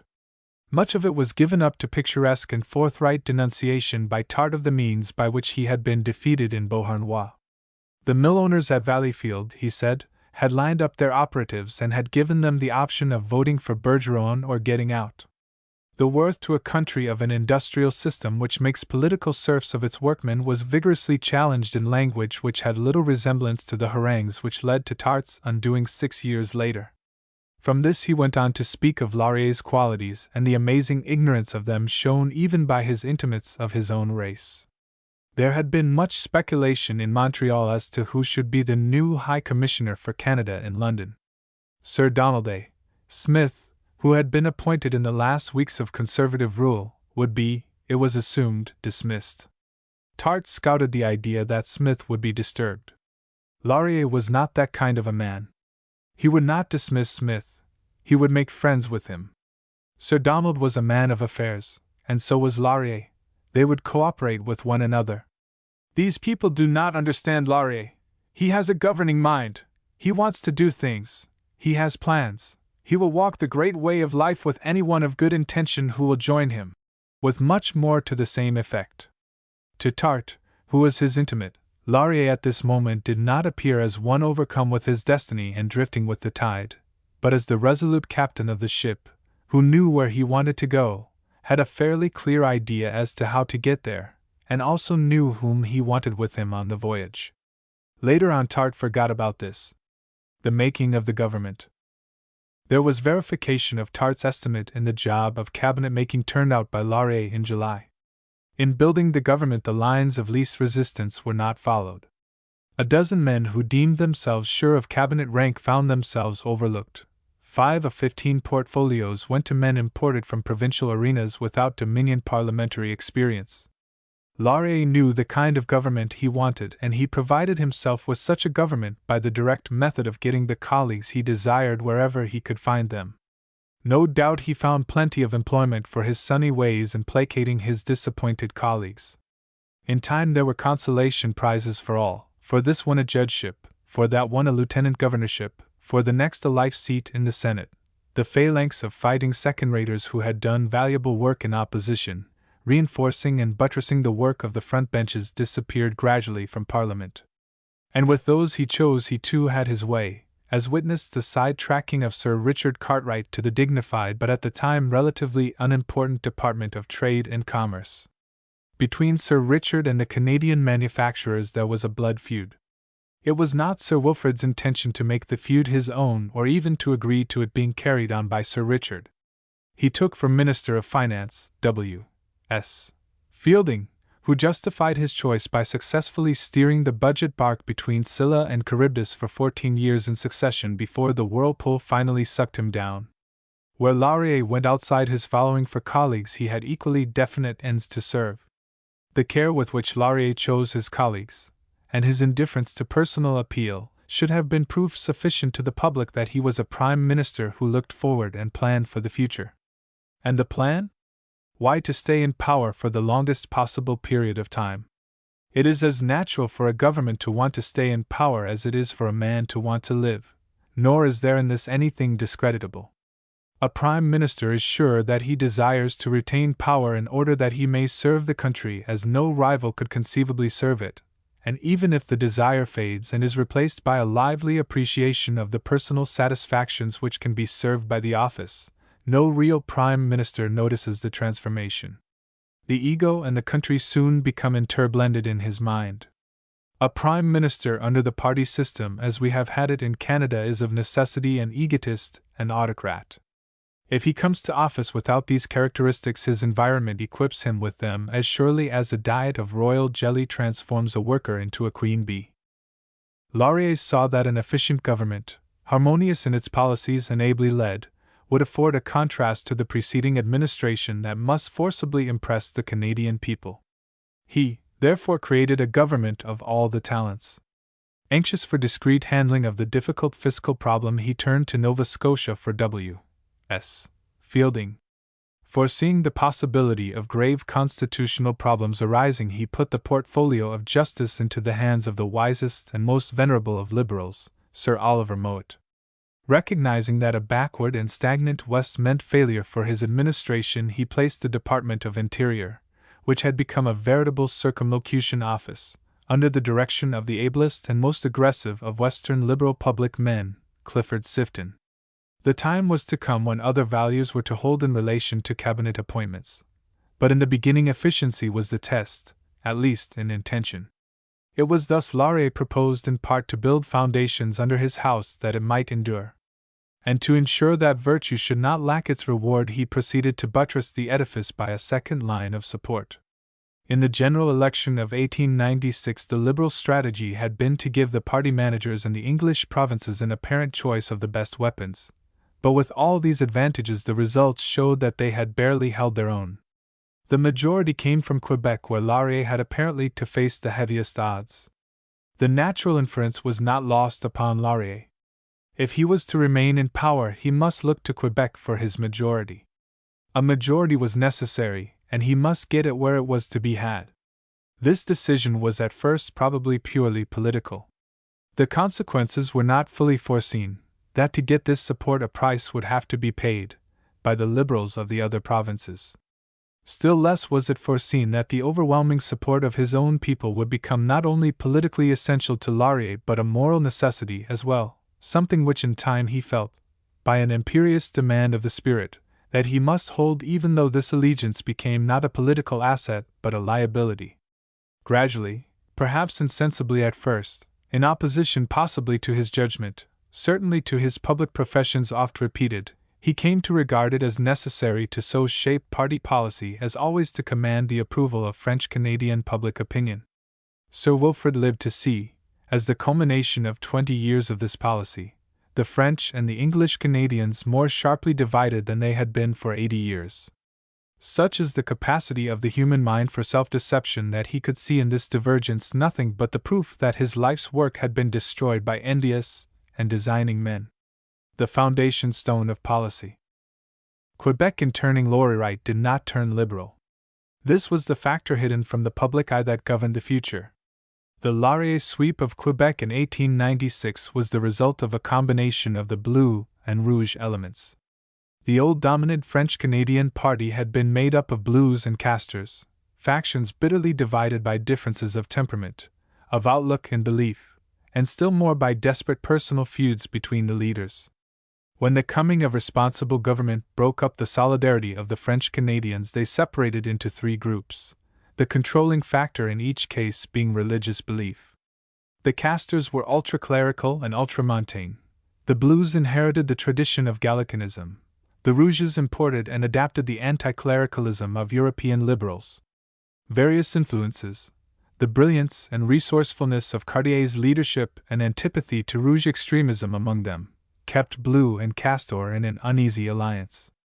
This alliance began to disintegrate when Laurier rose to the command of the Liberals. There was a steady drift from the blue to the Liberal camp. By this time the old definition of rouge was under taboo, and in 1896 the blues moved over almost in a body. This was not an altogether instinctive and voluntary movement. It was suggested, inspired, successfully shepherded and safely delivered. Tart's confidence that Laurier could win Quebec was not based wholly upon faith in the power of Laurier's personal appeal. He was himself a blue leader brought into accidental relations with the Liberals. His breach with the Conservatives began as one of the unending Castor-Blue feuds. His knowledge of the McGreevy-Connolly frauds gave him the power, as he thought, to blow the Castor chief, Sir Hector Langevin, a cold, selfish, greedy, domineering, rather stupid man, into thinnest air, thus opening the road to the leadership of the French Conservatives to his friend and leader, the brilliant, and scrupulous and ambitious Chapleau. He overestimated his power. The whole strength of the government at Ottawa was at once concentrated in keeping the lid on that smoldering cauldron of stench and rottenness, the system of practical politics of that day. The Conservative chiefs tried to suppress Tart, and he refused to be suppressed. There was not a drop of coward's blood in his veins. Then they set to work to destroy him. He sought a refuge and he found it, in Parliament, to which he was elected in 1891 as an independent as the result of an arrangement with Laurier. As he used to say, it was a case of Parliament or jail for him. Inevitably, in following up his charges in Parliament, Tart was thrown into more and more intimate relations with the Liberal leaders. He knew that for him there was no Conservative forgiveness, as he was wont to say. I have spoiled the soup for too many. It was not long before Sir John Thompson could congratulate Laurier, in one of the sharpest sayings Parliament ever heard, upon having among his lieutenants the Black Tart and the Yellow Martin. For 10 years he remained Laurier's chief lieutenant in Quebec, but he never in any sense of the word became a Liberal, though in 1902, just before he was thrown from the battlements, he busied himself in reading lifelong Liberals out of the party. Chapleau, who was Tart's confidant and ally, though he was also a member of the Dominion government, became Lieutenant Governor of Quebec and retired to Spencerwood, but not to forget politics among its shades. When the peculiar developments of the Dominion campaign of 1896 made it evident that conservative victory in Quebec under the virtual leadership of the bishops meant the permanent domination of the casters, the whole blue influence was thrown to the Liberals. Professor Skelton's Life of Laurier does not take us much behind the scenes. It is in the main a record of political events, with comments upon Laurier's relations to them. Laurier's letters, mostly to unnamed correspondents, are of slight interest, but to this there are a few notable exceptions. There are letters between Laurier, Tart, and Chapleau of the greatest political value. They make clear to a demonstration, what shrewd political observers of that day surmised, that there was a definite political understanding between these three men. This explains the composition of the Quebec delegation in the Laurier government. Apart from Laurier, there was in it no representative of French Catholic liberalism, unless the purely nominal honor of minister without portfolio given to C.A. Geoffrion is to be taken as giving this representation. C.A. did not put the honor very high. "I am," he said, "the mat before the door." Tart, a Quebecer and a Blue, became Montreal's representative at Ottawa. Disappointment among the Liberals led first to rage and then to rage plus fear as Tart, with the magic wand of the patronage and power of the Public Works Department, began to make over the party organization in the province. Open rebellion under François Langelier broke out in December. A coalition with Chapleau, Langelier informed the public, is underway, but the rebellion died away. The Laurier influence was too strong. Langelier was quite right in his statement. The coalition movement at that time was far advanced. The letter from Chapleau to Laurier, bearing date February 21, 1897, quoted by Professor Skelton, was that of one political intimate to another. Take this paragraph as an illustration. The casters in the battle of June 23 lost their head and their tail. Their teeth and claws are worn down. Even breath is failing for their cries and their movements, and I hope that before the date of the Queen's Jubilee we shall be able to say that this race of rodents is extinct and figures only in catalogues of extinct species. The reference to the coming extinction of the casters had relation to the then pending provincial elections, as to which he made certain references to political strokes which I am preparing. Associated with this Laurier-Tart-Chapleau triumvirate was a fourth, C.A. Dansereau, nominally postmaster of Montreal, actually the most restless political intriguer in the province of Quebec. Dansereau had been the brains of the old Sénécal-Chapleau combination which had dominated Quebec in the 80s. Just what Laurier thought of the company he was now keeping was a matter of record, for he had set it forth in a famous article in L'Electeur in 1882 entitled "The Den of Thieves," which led to L.A. Sénécal, the Blue Boss, prosecuting him for criminal libel. Laurier stood his trial in Montreal, pleaded justification, and after a hard-fought battle won a virtual triumph through a disagreement of the jury with 10 of the jurymen favorable to acquittal. Last round with the bishops. Little wonder that François Langelier, his brother Charles, and other associates of Laurier in the lean years of proscription were consumed with indignation that Laurier should pass them by to associate with his former enemies. They did not realize the political necessity that controlled Laurier's course. Laurier had great need to hold his new allies, for his position in Quebec for the first year or so of office was precarious. The Manitoba school question had still to be settled. Laurier was political realist enough to know that he would have to take what he could get, and this he would have to dress up and present to the public as his own child. He knew that the bishops, chagrined, humiliated, and raged by their election experience, were only waiting for the announcement of settlement to open war on him. It would then depend upon whether or not they were more successful than in June in commanding the support of their people. In Laurier's own words, "They will not pardon us for their check of last summer. They want revenge at all costs." The real fight, it was recognized, would be in Rome. Thither there went within 2 months of the Liberals taking office 2 emissaries of the French Liberals, the parish priest of St. Lin, a lifelong, personal and political friend of Laurier, and Chevalier Drolet, one of the Canadian papal zouaves, who had rallied to the defense of the Holy City 26 years before. There followed swiftly 2 more distinguished intermediaries, Charles Fitzpatrick, Solicitor General of Canada, and Charles Russell, of London, son of Lord Russell of Killowen. Backing them up was a petition to the Pope signed by Laurier and 44 members of Parliament, protesting against the political actions of the Canadian episcopate. Nor did the Canadian hierarchy lack representation in Rome. While this conflict of influence was in progress at Rome, the terms of the Manitoba school settlement were made public in November 1896. The settlement embodied substantial concessions in fact, but Archbishop Langevin and his fellow clerics at once fell upon it. Langevin denounced it as a farce. To Cardinal Begin it appeared an indefensible abandonment of the best established, most sacred rights of the Catholic minority. A regime of religious proscription was inaugurated. Public men were subjected to intimidation, liberal newspapers were banned, among them L'Electeur, the chief organ of the party. The bishops destroyed themselves by their violence. Rome does not lightly quarrel with governments and prime ministers. By March, Manager Mary Del Val was in Canada as apostolic delegate, and though care was taken to save the faces of the bishops, their concerted assaults upon the government ceased. Laurier had never again to face the embattled bishops, which is not the same thing as saying that they ceased to take a hand in politics. As Professor Skelton truly remarks, the Archbishop of Montreal, Monseigneur Paul Bercaissai, who kept in close touch with Wilfrid Laurier, soon proved that sunny ways and personal pressure would go further than the storms and thunderbolts of the doughty old warrior of 3 rivers.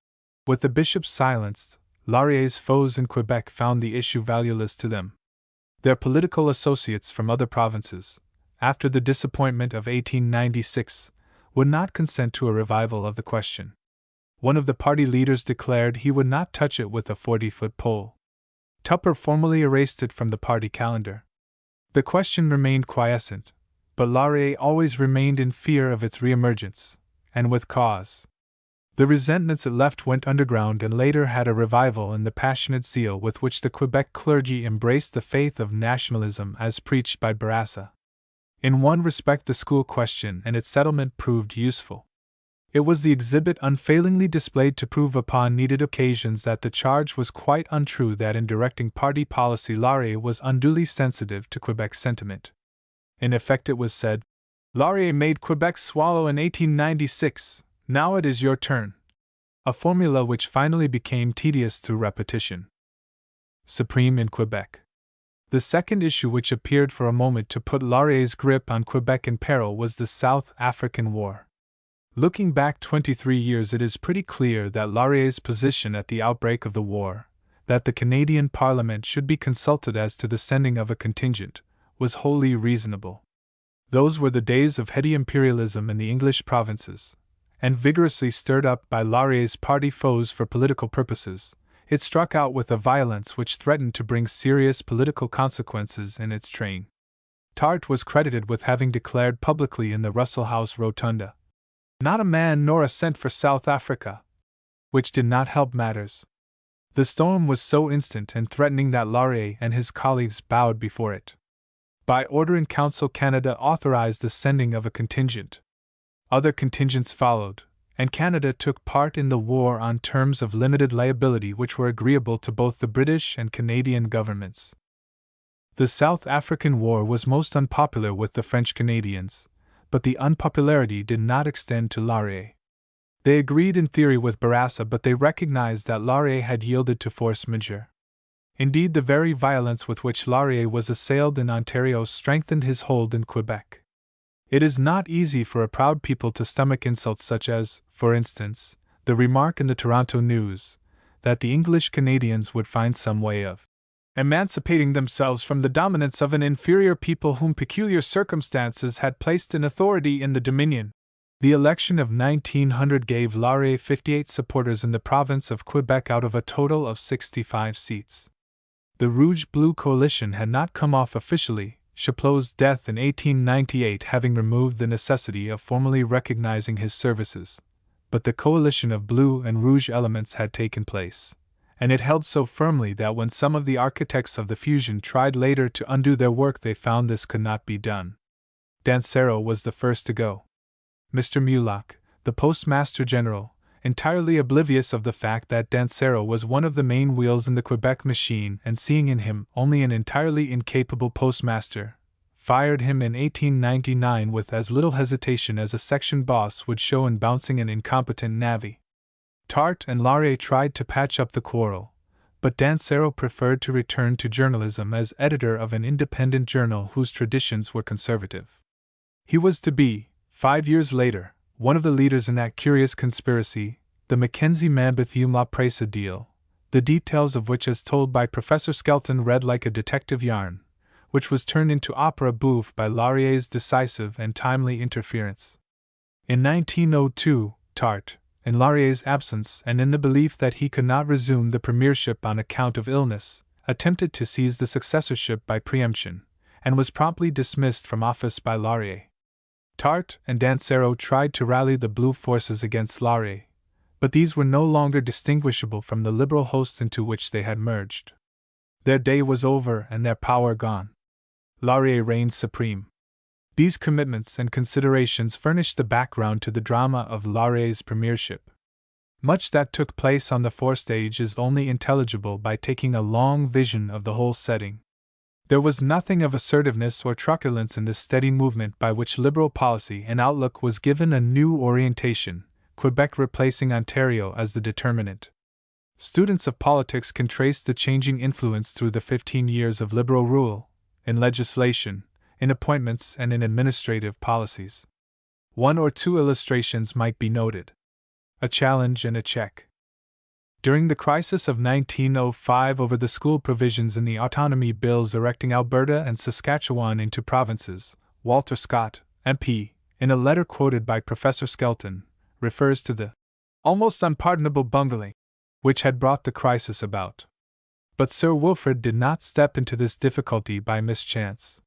He knew precisely what he was doing, though he did not foresee the consequences of his action, because with all his experience and sagacity he never could foretell how political developments would react upon the English-Canadian mind.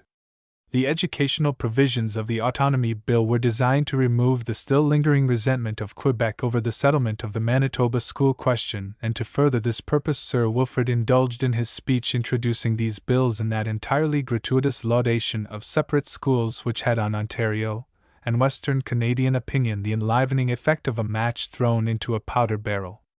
This incident revealed not only the tendency of Laurier's policy, but illustrated the tactics which he had developed for achieving his ends in the face of opposition within the party.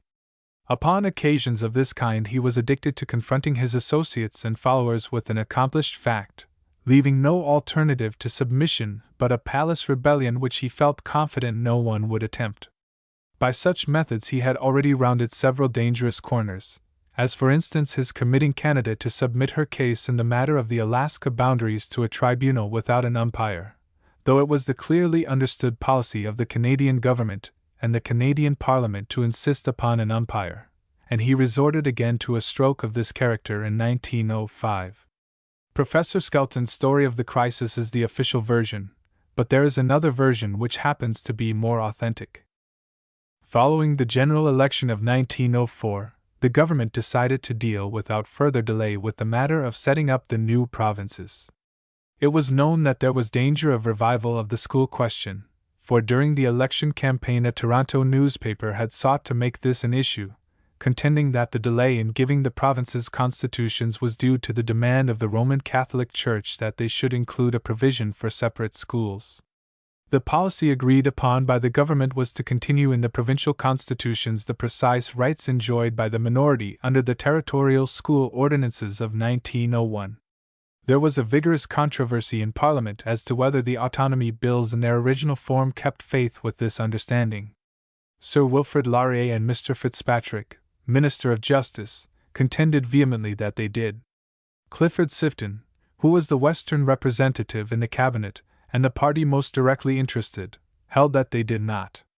Mr. Sifton was absent in the Southern states when the bill was drafted.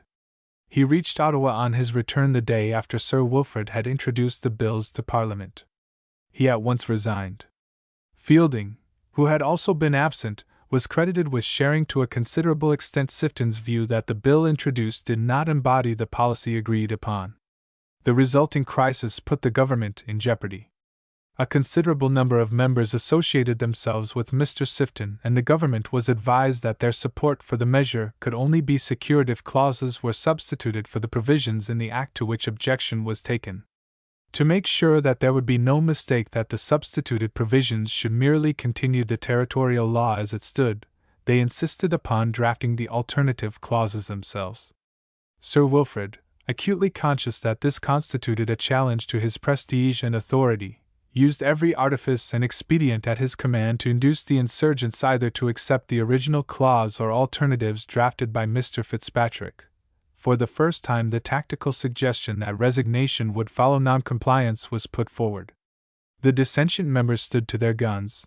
Sir Wilfrid yielded, and the measure thus amended commanded the vote of the entire party with one Ontario dissentient. The storm blew over, but the wreckage remained. The episode did Laurier harm in the English provinces. It predisposed the public mind to suspicion, and thus made possible the Any Temera and Eucharist Congress agitations which were later factors in solidifying Ontario against him. In Quebec it gave Mr. Bourassa, whose hostility to Laurier was beginning to take an active form, an opportunity to represent Laurier as the betrayer of French Catholic interests, and to put himself forward as their true champion. "Our friend Bourassa," wrote Sir Wilfrid to a friend in April, 1905, "has begun in Quebec a campaign that may well cause us trouble." From this moment the nationalist movement grew apace until 6 years later it looked as though Bourassa was destined to displace Laurier as the accepted leader of the French Canadians. It was only the developments of the war that restored Laurier to his position of unchallenged supremacy. In Manitoba also there were evidences of Sir Wilfrid's preoccupation with the business of never getting himself out of touch with Quebec public opinion. For years he sought by private and semi-public negotiations to get the Winnipeg School Board to come to a modus vivendi with the Church by which Catholic children would be segregated in their own schools within the orbit of the public school system, but failed, partly owing to the non-posthumous attitude of Archbishop Langevin, who was not prepared to be deprived of a grievance which enabled him to mix in Quebec and Manitoba politics. The liberal policy of accepting provincial electoral lists for Dominion purposes resulted in the Manitoba lists being compiled under conditions to which the Liberals of this province strongly objected, and they fought for years to secure a right to final revision under Dominion auspices. Twice they pressed their case with such vigor that the government undertook to pass the requested legislation, but on both occasions resistance in the House by the Conservatives led to the prompt withdrawal of the measure by Sir Wilfrid.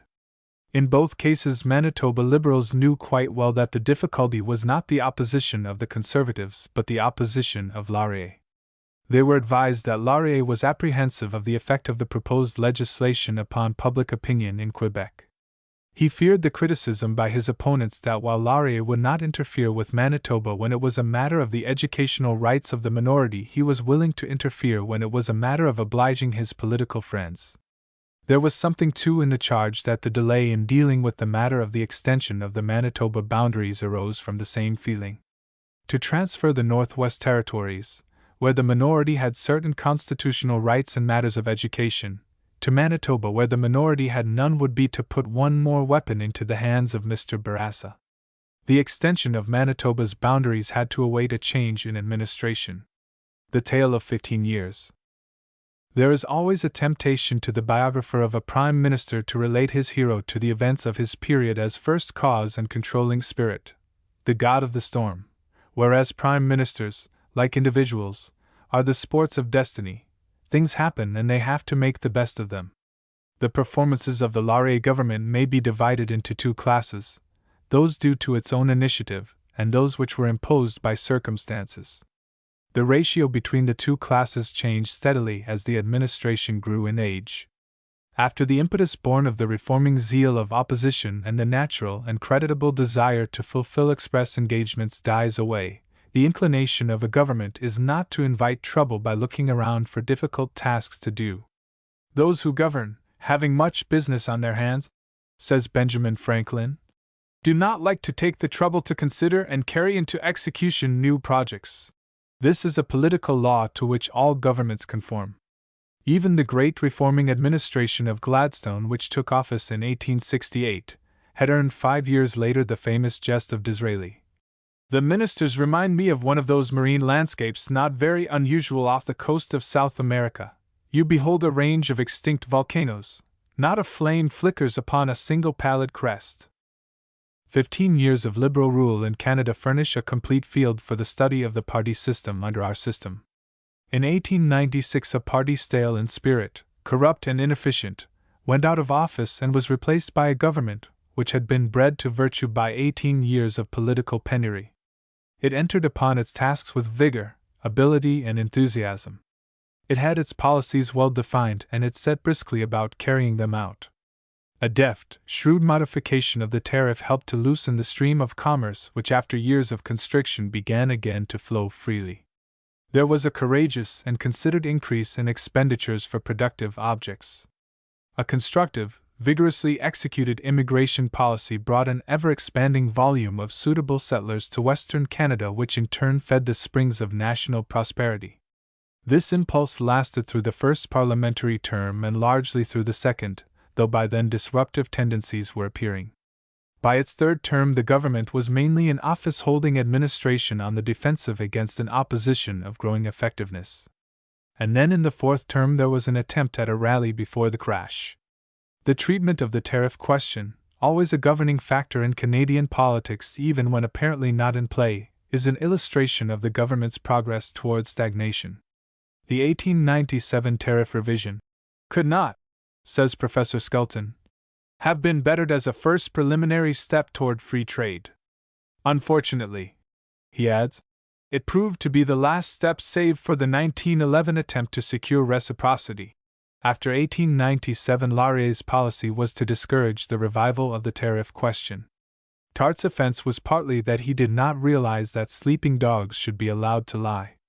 It is not good politics to try to force the hand of the government, wrote Laurier to Tart. And he added, the question of the tariff is in good shape if no one seeks to force the issue. With Tart's ejection there followed nearly 8 years during which real tariff discussion was taboo. Then, under the pressure of the rising Western resentment against the tariff burdens, the government turned to reciprocity as a means by which they could placate the farmers without disturbing or alarming the manufacturers. By what seemed extraordinary good luck the United States President, Republican in politics, was by reason of domestic political developments, in favor of a reciprocal trade agreement. It seemed as though the Laurier government as by a miracle would renew its youth and vigor, but the situation, temporarily favorable, was so fumbled that it ended not in triumph but in defeat. The disasters of the Laurier railway policy, or rather lack of policy, must always weigh heavily against the undoubted achievements of the Laurier regime. A period of marked national expansion gave rise to all manner of railway ambitions and schemes, and Laurier lacked the practical capacity, foresight, and determination to fit them into a general, well thought out, practicable scheme of development. Again, it was a case of letting the pressure of events determine policy, in place of policy controlling events. He could not deny the Grand Trunk's ambitions, but he obliged it to submit to modifications demanded by political pressure which turned its project, perhaps practicable in its original form, into a huge, ill-thought-out transcontinental enterprise. Equally, he could not hold the ambitions of Mann and Mackenzie in check. The advisability of a merger of these rival railway groups was obvious at the time, but Laurier let them each have their head, dividing government assistance between them, with resulting ruin to both and bequeathing to his successors a problem for which no solution has yet been found. Personal government. During the years of his premiership, Laurier rose steadily in personal power and in prestige. It is in keeping with the genius of our party system that the leader who begins as the chosen chief of his associates proceeds by stages, if he has the necessary qualities, to a position of dominance, the Republic is transformed into an absolute monarchy. In the government of 1896, Laurier was only primus inter pares. His associates were in the main contemporary with him in point of years and public service. Their places had been won by party recognition of their services and abilities. In the government of 1911, Laurier was the veteran commander of a company which he had himself recruited. Of his 1896 colleagues, but few remained, and of these only Mr. Fielding had kept his relative rank in the party hierarchy. All his remaining colleagues had entered public life long subsequent to his accession the Liberal leadership. Not one had been in Parliament prior to 1896. Their entrance into public life, their steps in promotion, their admittance to the government were all subject to his approval, where they were not actually due to his will. To Laurier's authority they yielded unquestioning obedience, and with it went a deep affection inspired and made sure by the personal consideration and kindliness that marked his relations with them. Under these conditions, men of strong, individual views and ambitions, with reforming temperaments and a desire to force issues, did not find the road to the Privy Council open to them. Different qualities held the password. In 1908, Sir Wilfrid, when a discerning electorate had deprived him of a colleague whose political incapacity had been completely demonstrated, became a party to a deal by which he re-entered Parliament. An old friend took the liberty of asking Sir Wilfrid why he wanted this associate back in the cabinet, only to be told that so-and-so never made any trouble for me. At least twice in the last 4 years of his regime, Sir Wilfrid, conscious of the waning energies of his party, took advice outside of his immediate circle as to what should be done. On both occasions he rejected advice tendered to him because this involved the inclusion in the cabinet of personalities that might have disturbed the charmed serenity of that circle.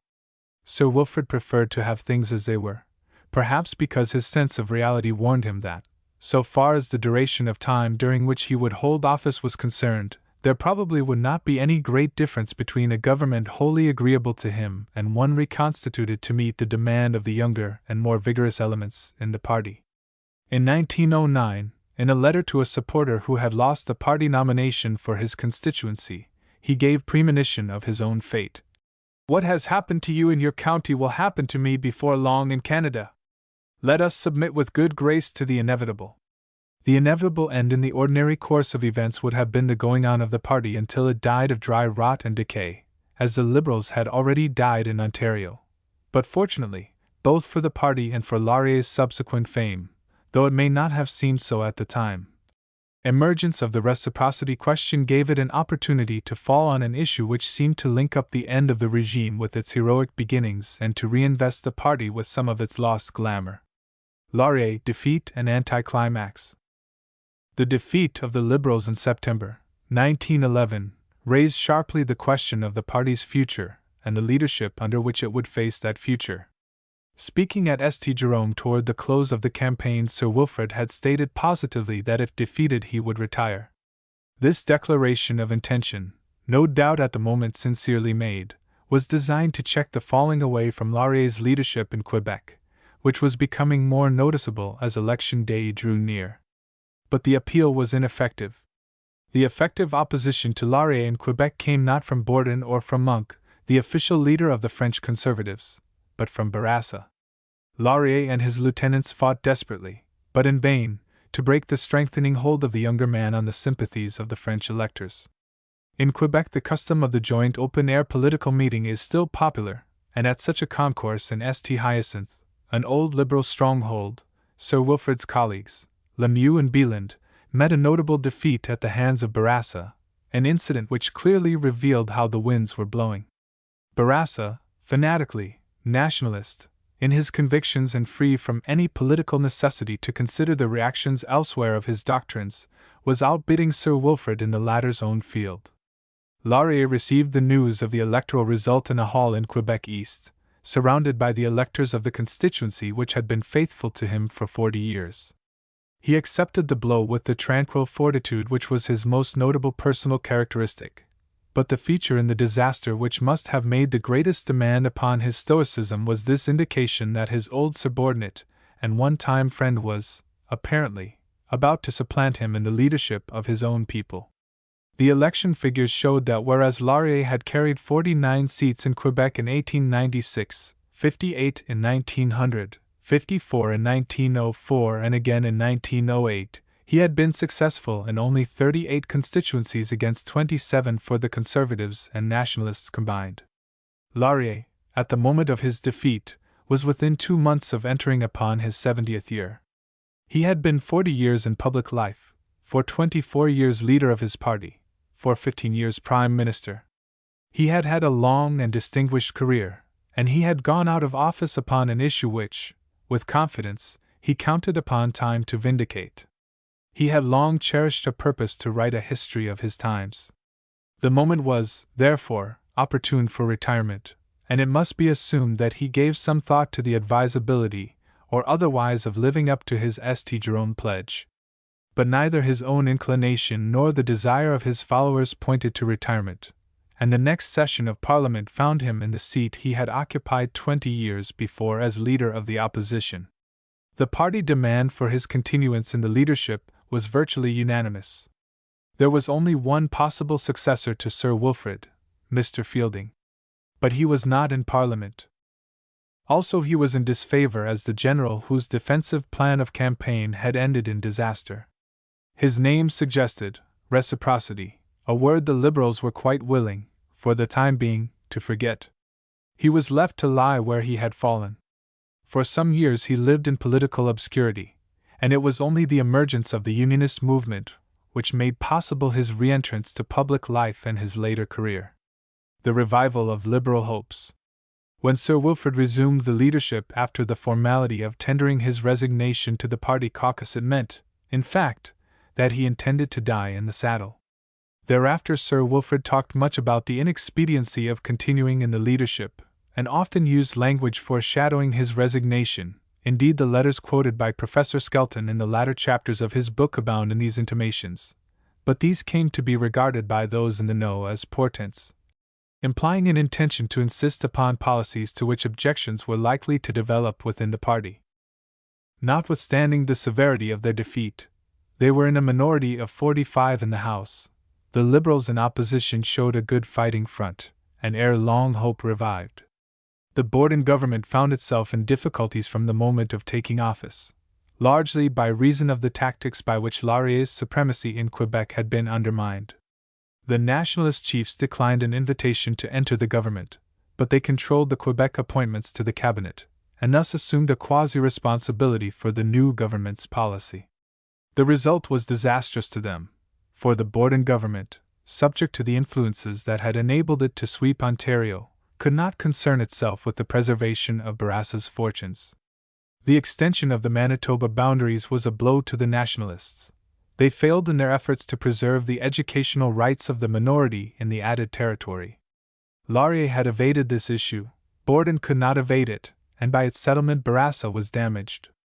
Still more disastrous to the Nationalist cause was the naval policy which Mr. Borden submitted to Parliament in the session of 1912 to 1913. There was in its presentation an ingenious attempt to reconcile the irreconcilable which deceived nobody. The contribution of the 3 largest dreadnoughts that could be built was to satisfy the Conservatives. The Nationalists were expected to be placated by the assurance that this contribution was merely to meet an emergency, leaving over for later consideration the question of a permanent naval policy. But all the circumstances attending the setting out of the policy, the report of the Admiralty, the letters of Mr. Churchill, the speeches by which it was supported with their insistence upon the need for common naval and foreign policies, made it only too clear that it marked the abandonment of the Canadian naval policy which had been entered upon only 4 years before with the consent of all parties and the acceptance in principle of the Round Table view of the imperial problem. Laurier challenged the proposition wholeheartedly. Here was familiar fighting ground. From the moment they joined battle with the government, the Liberals found their strength growing. They were indubitably on firm ground. They were helped mightily by Mr. Churchill's attempted intervention, in which he belittled Canadian capacity in a manner worthy of Downing Street in its palmiest days. Mr. Churchill had the bright idea of coming to Canada to take a hand personally in the controversy. A Canadian-born member of the British House of Commons sounded out various Canadians as to the nature of the reception Mr. Churchill would receive. Mr. Churchill did not come, fortunately for the government. The Liberals fought the proposition so furiously in the Commons that the government had to introduce closure to secure its passage through the Commons, whereupon the Liberal majority in the Senate threw it out. The Liberal policy was to challenge the government to submit the issue to the people in a general election. That within 18 months from the date of their disastrous defeat the Liberals should invite a second trial of strength spoke of rapidly reviving confidence. The government ignored the challenge, for very good reasons. In the sequel, Laurier, as with all his policies having to deal with imperial questions, was amply justified. The policy of Dominion navies was never again seriously questioned in Canada. When Admiralty officials, true to form, challenged it in 1918, it was Sir Robert Borden who defended it, to some purpose. These developments were fatal to Quebec nationalism as a distinct political force under the direction of Mr. Bourassa. The ideas that inspired it did not lapse. Nor did Mr. Bourassa, as apostle of these ideas, lose his personal eminence. But the electors in sympathy with these ideals began to develop views of their own as to the political action required by the times. Their alliance with the Conservatives had brought them no satisfaction. They had ejected the most eminent living French Canadian from the premiership to the very evident injury of Quebec's influence in Confederation. That about represented the sum of their achievements. The thought that they had been on the wrong track began to grow in their minds. The conditions making for the creation of the Quebec bloc were developing. The disposition was to get together under a common leadership. It was still a question as to whether, in the long run, that leader should be Laurier or Bourassa, but all the conditions favored Laurier. For one thing, he could command a large body of support outside of his own province which it was quite beyond the power of Bourassa to duplicate. The swing to Laurier was so marked that by 1914 the confident prediction was made by good political judges that if there were an election Laurier would carry 60 out of the 65 seats in Quebec. Such a vote meant victory. Sir Wilfrid was slow in coming to believe that an early reversal of the decision of 1911 was possible, but finally found himself infected with the hopefulness of his following. Hard Times became a powerful ally of the Liberals and the government suffered from the first shock of the impending railway collapse. The course of the party lay clear before it. It was to see that the conditions in Quebec remained favorable and to await, with patience, the coming of an election which would reopen the doors to office. But not too much patience, for the years were slipping past. Laurier was in his 73rd year. The parties and the war. Such were the political conditions, a government in a position of growing doubtfulness and a combative and confident opposition, when Canada found herself plunged overnight into the Great War. Under the high emotion of this venture into the unknown, politics vanished for a brief moment from the land. If that moment could have been seized for a sacred union of hearts dedicated to the great task of carrying on the war, how different would the whole future of Canada have been! In the fires of war our sectional and racial intractabilities might have been fused into an enduring alliance. But Canadian statesmanship was not equal to the opportunity. For this Sir Wilfrid has no accountability. There is no question of the correctness and generosity of his attitude as revealed in the war session of August 1914. From a speech in the next session it might be inferred that he would have gone farther than he did if overtures had been made to him. In Canada, as elsewhere, the war spelt opportunity for more than the patriot and the hero. The schemer, resolute to make the war serve his ends, appeared everywhere. From the morrow of those first days of high exultation the two currents ran side by side in Canada, the clear tide of valor and self-sacrifice, the muddy stream of cowardice and self-seeking. There was an influential element in the dominant party which was determined to exploit the war to the limit for political and personal interests. The war meant patronage. It must be placed where it would do the most party good. It meant an opportunity for artificial and perfectly safe distinction. This must be employed for increasing the political availability of friends. Political kernels began to adorn the landscape. It meant a corking good issue upon which an election could be won. Why not take advantage of it? While the government officially was leading a united people into action, these scheming political profiteers were perfecting their plans for appealing to the people on the ground that the government, a party government which had not invited any measure of close cooperation from the opposition, must have a mandate to carry on the war. There is a quite authentic story of a leading Canadian being cheered up on a train journey by assurances from a traveling companion, a friend holding high office, that events were shaping for certain victory, until he learned that the enemy about to be defeated was the damn Grits. The Battle of Ypres in April 1915 saved Canada from an ignoble general election on the meanest of issues. Though some of the conspirators still pressed for an election, it soon became apparent that the proposal was abhorrent to public opinion. Canadians could not bring themselves to the point of fighting one another while their sons and brothers were dying side by side in the mud of Flanders. The danger of a profound division of the Canadian people in wartime passed, but irretrievable damage had been done to the cause of national unity. In considering subsequent events, these unhappy developments of the first year of the war cannot be overlooked. Party feeling among the Liberals had been held in leash with difficulty. Now it was running free again. The attitude of the party towards the government was in effect. You have tried to play politics with the war. Very well, you will find that this is a game that two can play at. The strategy looking to a future trial of strength was skillfully planned. There was no challenge to the government plans. It was given full liberty of action upon the understanding that it would accept full responsibility and be prepared to render an account in due time to Parliament and people. The tactics were those of paying out the rope as the government called for it. The attitude of the Liberal leaders towards the war was unexceptionable. Sir Wilfrid's recruiting speeches, and he made many of them, were admirable, and he did not hesitate to point the way of duty to the young men of his own province.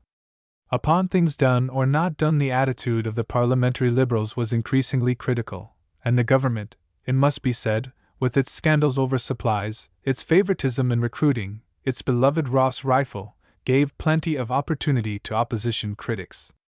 With every month that passed, the political advantage that had come to the government, because it was charged with the task of making war, waned. General elections were due in the autumn of 1916. It became a serious question of Liberal policy to decide between agreeing to an extension of the life of Parliament, which the government intended to request, and the forcing of an election. Two lieutenants of Sir Wilfrid toured Western Canada sounding Liberal opinion.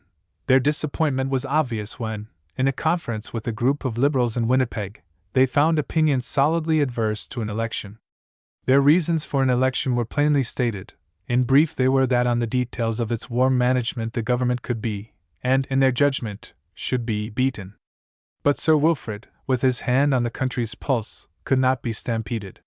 He saw, more clearly than his lieutenants, the danger to the party of refusing an extension at that time. 12 months was added to the life of Parliament with a reservation in the minds of the Liberals that the first extension would be the last. This meant an election in 1917. The Nationalists and Ontario. Mr. Bourassa was acutely conscious of the development of opinion in Quebec favorable to the Liberals, and he sought to retain his hold upon his following by the tactics which in the first place had given him his following, by going to extremes and outbidding Laurier. The chief article in the Nationalist creed was that Canada was everywhere a bilingual country, French being on an equality with English in all the provinces.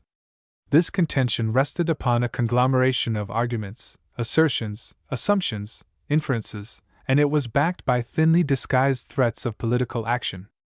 The opposing contention that bilingualism had a legal basis only in Quebec and in the Dominion Parliament with its services and courts was interpreted as an insult. Mr. Laverne, the chief lieutenant of Mr. Bourassa, was wont to wax furiously indignant over the suggestion, as he put it, that he must stay on the reservation if he was to enjoy the privileges that he held to be equally his in whatever part of Canada he might find himself. Events in Ontario put the test of reality to the nationalist theories. A feud broke out between the English-speaking and the French-speaking Catholics over the language used for instruction in separate schools where both languages were represented, and resulting investigation revealed a state of affairs suggesting something very like a conspiracy to minimize or even abolish the use of English in all school areas where the French were in control. Resulting regulations and legislation intended to put a stop to these conditions gave French a definitely subordinate status. This fired the Heather, and later somewhat similar action by Manitoba added fuel to the flames. The nationalist agitation was resumed with increased vehemence in Quebec, and the Ontario minority were encouraged to defy the regulations by assurances that means would be found to bring Ontario to time. In addition to legal action, which brought in the end a finding by the Privy Council completely destroying the nationalist claim that bilingualism was implied in the scheme of Confederation, various ingenious attempts were made to apply pressure to Ontario. The most daring, and in results the most disastrous, was the threat that if Ontario did not remove the grievances of the minority, the people of Quebec would go on strike against further participation in the war. That dangerous doctrine, operating upon a popular mind impregnated with suspicion of the motives and intentions behind Canada's war activities, produced the situation which made inevitable the developments of 1917. The movement against Ontario was nationalist in its spirit, its inspiration, and its direction. Side by side with it went a nationalist agitation of ever-increasing boldness against the war. Ammunition for this campaign was readily found in the imputations, innuendos, charges, mendacities of the labor and pacifist extremists of Great Britain and France. They lost none of their malignancy in the retelling. Bourassa included Laurier in the scope of his denunciations. Laurier's loyal support of the war and his candid admonitions to the young men of his own race made him the target for Bourassa's shafts. Something more than a difference of view was reflected in Bourassa's harangues. There was in them a distillation of venom, indicating deep personal feeling. Laurier, he once declared in a public meeting, is the most nefarious man in the whole of Canada. Bourassa hated Laurier. Laurier had too magnanimous a mind to cherish hate, but he feared Bourassa with a fear which in the end became an obsession. He feared him because, if he only retained his position in Quebec, Liberal victory in the coming Dominion elections would not be possible. Laurier feared him still more because if Bourassa increased his hold upon the people, which was the obvious purpose of the raging, tearing nationalist propaganda, he would be displaced from his proud position as the first and greatest of French Canadians. Far more than a temporary term of power was at stake. It was a struggle for a niche in the Temple of Fame. It was a battle not only for the affection of the living generation, but for place in the historic memories of the race. Laurier, putting aside the weight of 75 years and donning his armor for his last fight, had two definite purposes: to win back, if he could, the Prime Ministership of Canada, but in any event to establish his position forever as the unquestioned, unchallenged leader of his own people. In this campaign, which covered the 2 years from the moment he consented to 1 year's extension of the life of Parliament until Election Day in 1917, he had repeatedly to make a choice between his two purposes, and he invariably preferred the second. In the sequel he missed the premiership, but he very definitely accomplished his second desire.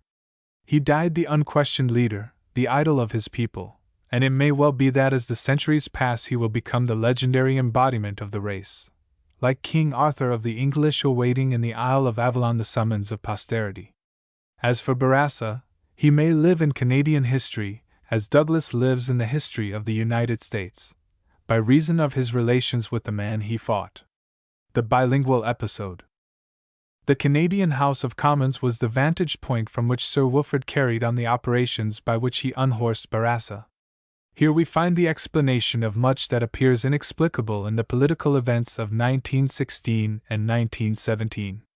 Laurier was out to demonstrate that he was the true champion of Quebec's views and interests, because he could rally to her cause the support of a great national party. Hence the remarkable projection of the bilingual issue into the proceeding of Parliament in May 1916. The question as an Ontario one could only be dealt with by the Ontario authorities once it was admitted, Sir Wilfrid being in agreement, that disallowance was not possible. Yet Sir Wilfrid brought the issue into the Dominion Parliament. If he had done this merely for the purpose of making his own attitude of sympathy with his compatriots in Ontario clear, the course would have been of doubtful political wisdom, in view of his responsibilities to the party he led. But he insisted upon a formal resolution being submitted. Professor Skelton, in the passages dealing with this episode, shows him whipping up a reluctant party and compelling it, by every influence he could command, to follow him. The writer, arriving in Ottawa when this situation was developing, was informed by a leading Liberal member of Parliament that the old man, had thought out a wonderful stroke of tactics by which he was going to strengthen himself in Quebec and at the same time do no harm in Ontario, a feat beside which squaring the circle would be child's play. Very brief inquiry revealed the situation. Sir Wilfrid was determined to have a resolution and a vote. The Western Liberals were in revolt. The Ontario Liberals were reluctant but were prepared to be coerced. Most of the Maritime Province Liberals were obedient, but there was a minority strongly opposed. Theoretically, the formula that there was to be no coercion, each member voting as his conscience directed, was honored. But Sir Wilfrid had found it necessary to indicate that if in the outcome it should be found that any considerable number of his supporters were not in agreement with him, he would be obliged to interpret this as indicating that the party no longer had confidence in him. Professor Skelton supplies the evidence that Sir Wilfrid pressed the threat to resign almost to the breaking point. He actually wrote out something which was supposed to be a resignation before the Ontario Liberals capitulated. The Western Liberals were of sterner stuff. They stood to their guns. No resignation followed. The defection of the Western Liberals, says Professor Skelton, forced from Sir Wilfrid a rare outbreak of anger. The use of the word defection is enlightening, as showing Professor Skelton's attitude towards the Liberals who in those trying times adhered to their convictions against the party whip. He is a thoroughgoing partisan, which, in an official biographer, is perhaps the right thing. The writer's activities in encouraging opposition to these party tactics led to a long interview with Sir Wilfrid, in which there was considerable frank language used on both sides. Sir Wilfrid gave every indication that he was profoundly moved by what he called the plight of the French Canadians of Ontario. They were, he said, politically powerless and leaderless. The provincial Liberal leaders, who should have been their champions, had abandoned them. The obligation rested upon him to come to their rescue. The suggestion that, while he might be within his rights in thus expressing his individual views, he should not seek to make it a party matter in view of the strong differences of opinion within the party, was rather impatiently brushed aside. Still less respect was shown the observation that it was not desirable that the Liberal party should identify itself with a resolution the carrying of which meant a general election in the height of the war upon a race and religious issue. Sir Wilfrid, in the course of the conversation, touched quite frankly upon the necessities of the Quebec political situation. He advanced the argument, which was put forward so persistently a year later, that it must be made possible for him to keep control of Quebec province, since the only alternative was the triumph of Bourassa extremism, which might involve the whole Dominion in conflict and ruin. The episode passed apparently without disruptive results, but surface indications were misleading. In reality, a heavy blow had been struck at the unity of the Liberal Party. There began to be questionings in unexpected quarters of the Laurier leadership.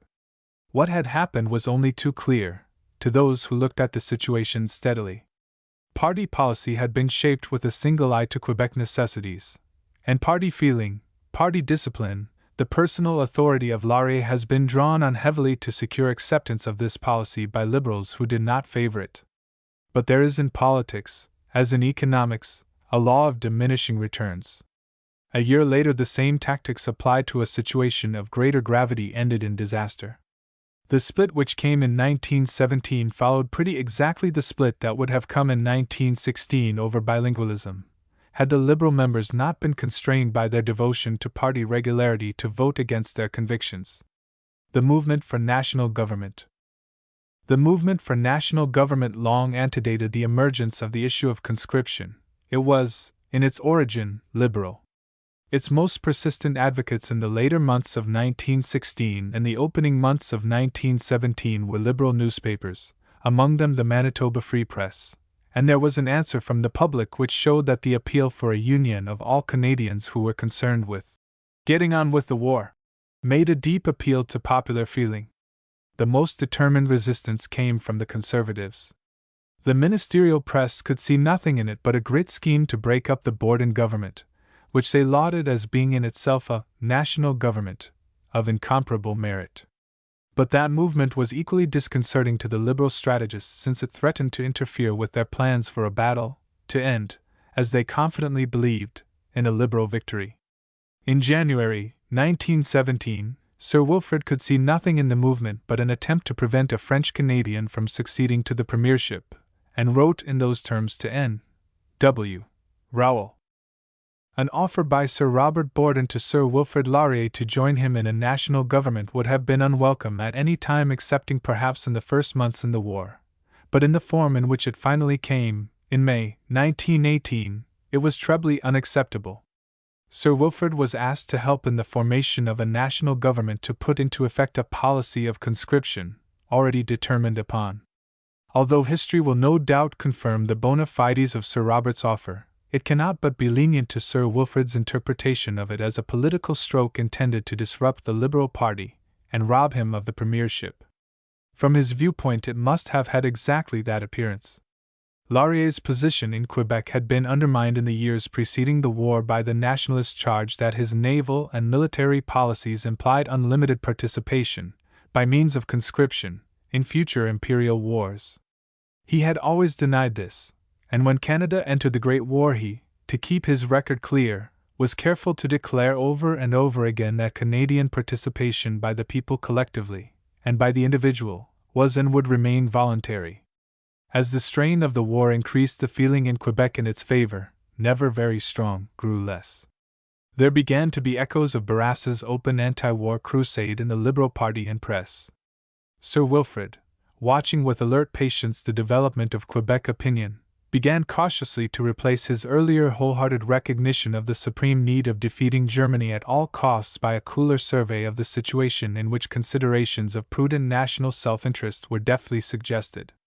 The "we have done enough" view was beginning to prevail, and Laurier, intent upon the complete capture of Quebec at the impending elections, while he did not subscribe to it, found it discreet to hint that it might be desirable to begin to think about the wisdom of not too greatly depleting our reserves of national labor. To Laurier, thus engaged in formulating a cautious war policy against the day of voting, came the invitation from Borden to join him in a movement to keep the armies of Canada in the field up to strength by the enforcement of conscription. Every aspect of the proposition was objectionable to Laurier. It meant handing back to Bourassa the legions he had won from him, and with them many of his own followers. No one was justified in believing that Laurier, with all his prestige and power, could commend conscription to more than a minority of his compatriots. Sir Robert Borden's proposal meant the foregoing of the anticipated party victory at the polls, the renouncement of the premiership, and the loss, certainly for the immediate future and probably for all time, of the affection and regard of his own people as a body. The proposition doubtless looked to him weird and impossible, and not a little impudent. The argument that the proposed government could better serve the general interests of the public, or even the cause of the war, than a purely liberal government, of which he would be the head, probably struck him as presumptuous. 3 days before Sir Robert Borden made his announcement of an intention to introduce conscription, Sir Wilfrid, anticipating the announcement, wrote to Sir Alan Aylesworth his unalterable opposition to the policy. This being the case, there never was a chance that Laurier would entertain Borden's offer to join him in a national government. The Liberal disruption.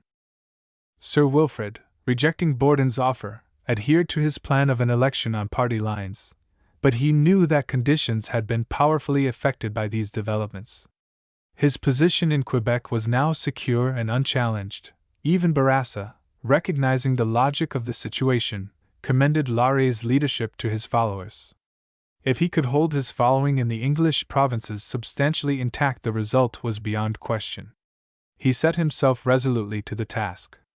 Thereafter the situation developed with all the inevitableness of a Greek tragedy to the final catastrophe. Sir Wilfrid surveyed the field with the wisdom and experience of the veteran commander, and from the disposition of his forces and the lay of the land he foresaw victory. But he overlooked the imponderables. Forces were abroad which he did not understand and which, when he met them, he could not control. He counted upon the strength of party feeling, upon his extraordinary position of moral authority in the party, upon his personal hold upon thousands of influential Liberals in every section of Canada, upon the lure of a victory which seemed inevitable, upon the widespread and justified resentment among the Liberals against the government for things done and undone to keep the party intact through the ardors of an election. One thing he would not do: he would not deviate by an inch from the course he had marked out. Repeated and unavailing efforts were made to find some formula by which a disruption of the party might be avoided. One such proposition was that the life of the Parliament should be extended. This would enable the government, with its majority and the support it would get from conscriptionist liberals, to carry out its program accepting full responsibility therefor. Sir Wilfrid rejected this. An election there must be. This was probably the only expedient which held any prospects of avoiding party disruption, but after its rejection liberals in disagreement with Laurier still sought for an accommodation. There was a continuous conference going on for weeks in which all manner of suggestions were made. They all broke down before Laurier's courteous but unyielding firmness. There was the suggestion that the Liberals should accept the second reading of the Military Service Act and then on the third reading demand a referendum, rejected on the ground that this would imply a conditional acceptance of the principle of compulsion. There was the proposal that Laurier should engage, if returned to power, to resort to conscription if voluntary recruiting did not reach a stipulated level, not acceptable. Scores of men had the experience of the writer, going into Laurier's room on the third floor of the improvised parliamentary offices in the National History Museum, spending an hour or so in fruitless discussion and coming out with the feeling that there was no choice between unquestioning acceptance of Laurier's policy or breaking away from allegiance to him. Not that Laurier ever proposed this choice to his visitors. He had a theory, which not even he with all his lucidity could make intelligible, that a man could support both him and conscription at the same time. There is an attempt at defining this policy in a curious letter to W.M. Martin, then Premier of Saskatchewan, which is quoted by Skelton. Sir Wilfrid in these conversations, as in his letters of that period, many of which appear in Skelton's Life, never failed to stress conditions in Quebec as compelling the course which he followed. The alternative was to throw Quebec to the extremists, with a resulting division that might be fatal. There was, too, the mournful and repeated assertion, which abounds also in his letters, that these developments showed that it was a mistake for a member of the minority to be the leader of the party. At the close of the session, when it became increasingly evident that a party split was impending, there were reports that Laurier proposed to make way for a successor upon some basis which might make an accommodation between the two wings of the party possible, and there was an attempt by a small group of Liberal MPs to bring this about. The treatment of this incident in Professor Skelton's volume is obscure. In any case, it had no significance, and it came to nothing. Laurier, alike by choice and necessity, retained the leadership. Sir Wilfrid misjudged, all through the peace, the temper and purpose of the Liberals who dissented from his policy. For his own courses and actions there was a political reason. He looked for the political reasons behind the actions of those in disagreement with him. He found what he looked for, not in the actual facts of the situation, but in his imagination. He saw conversion to the round-table view of the imperial problem and the acceptance of dictation from London. A very wild shot this. He saw political ambition. He saw unworthy desires to forward personal and business ends. But he did not see what was plain to view, that the whole movement was derived from an intense conviction on the part of growing numbers of Liberals that united national action was necessary if Canada was to make the maximum contribution to the war. There was very little feeling against Sir Wilfrid, rather a sympathetic understanding of the position in which he found himself, but they were wholly out of agreement with his view that Canada was in the war on a limited liability basis. In the very height of the controversy, Sir Wilfrid could not be got to go beyond saying that Canada should make inquiries as to how many men she could afford to spare from her industries, and these she should send if they could be induced voluntarily to enlist. This was wholly unsatisfactory to those who held that Canada was a principal in the war, and must shrink from no sacrifices to make victory possible. Still less satisfactory was the professed attitude of the Liberal candidates in Quebec. With few exceptions, they embraced the anti-war nationalist program. It became only too evident that a Liberal victory would mean a government dependent upon and controlled by a Quebec bloc pretty thoroughly committed to the view that Canada had done enough. For those committed to the prosecution of the war to the limit, conscription became a test and a symbol, and ultimately the pressure forced reluctant politicians to come together in the Union government. There followed the general election and the Unionist sweep. Laurier returned to Parliament with a following of 82 in a House of 235. Of these 62 came from Quebec, and 9 from the maritime provinces. From the whole vast expanse from the Ottawa River to the Pacific Ocean, 10 lone Liberals were elected.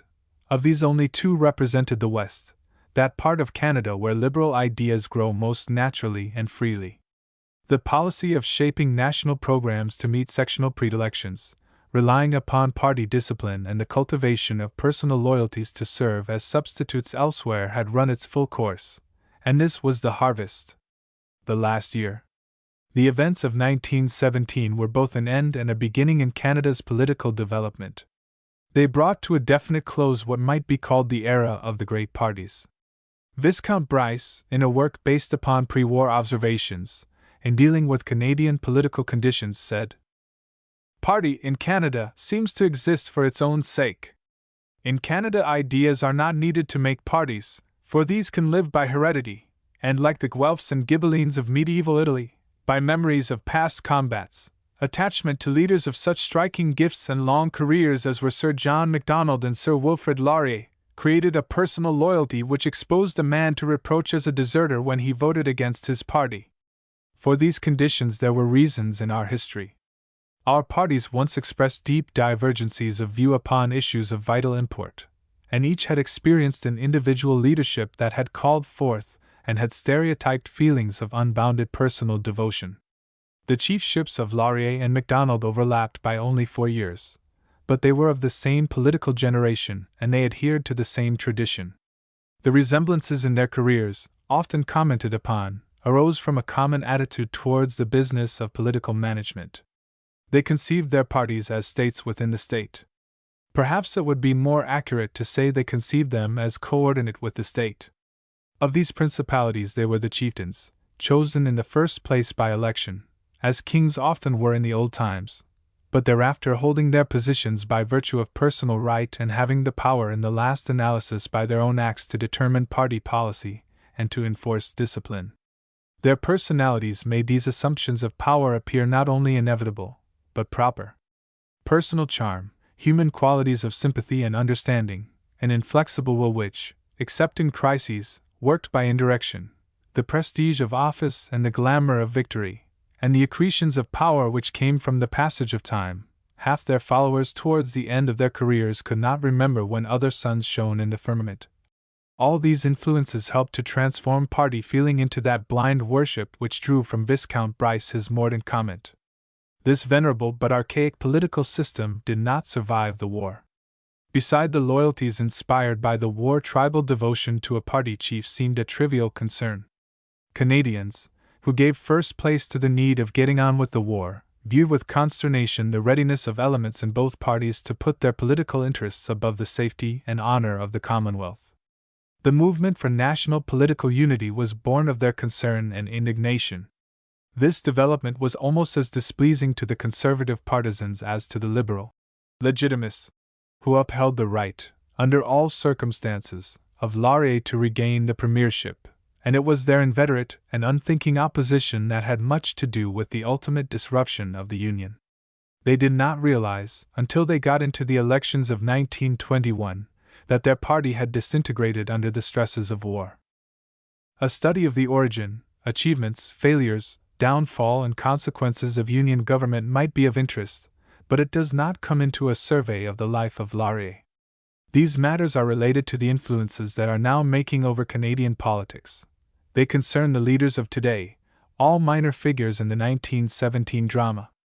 Because the Union government passed without leaving behind it tangible and visible manifestations of its power, there are those who regard it as a mere futility, a sword cut in the water, as the French say. But of the Union movement it might well be said, Assi monumentum requiris circumspice. The spirit behind the movement passed with the war, but it left the old traditional party system in ruins.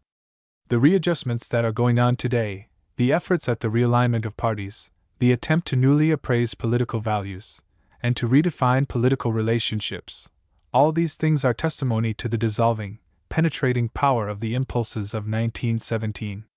But the task of attempting political reconstruction in a new world was not imposed upon Laurier. The signing of the armistice was the signal for the release of new forces. It was a great turning point in the world's history. But for Laurier the tale of his years was told. There was something fitting in the departure of the veteran with the turning of the tide. He had been a mere survival on the scene following the elections of 1917, which put into the hands of the Union government a mandate to carry on for the remainder of the war, which at that time gave promise of stretching out interminably. That election set bounds to his ambitions, wrote finest to his political career. Unarmed, the long day's work is o'er. He continued to hold his rank in a party which waited upon events, knowing that the task of rebuilding and reconstruction must fall to younger hands. The serenity of mind which had sustained him in all the changes of a long and varied life did not desert him, and he looked forward with fortitude to the end now approaching. He had come a long way from the humble beginnings in St. Lin, 77 years before. Childhood, happy, carefree boyhood, a youth of gallant comradeship with the young swordsman of a fighting political army, the ardors of a career in the making full of delights of battle with his peers, the call to the command, the conquest of the premiership, the long, crowded, brilliant years of office with their deep anxieties, crushing responsibilities, great satisfactions, substantial achievements.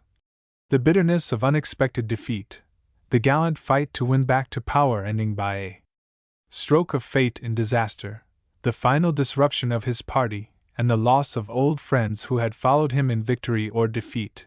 These recollections must have been much in his mind during this year of afterglow.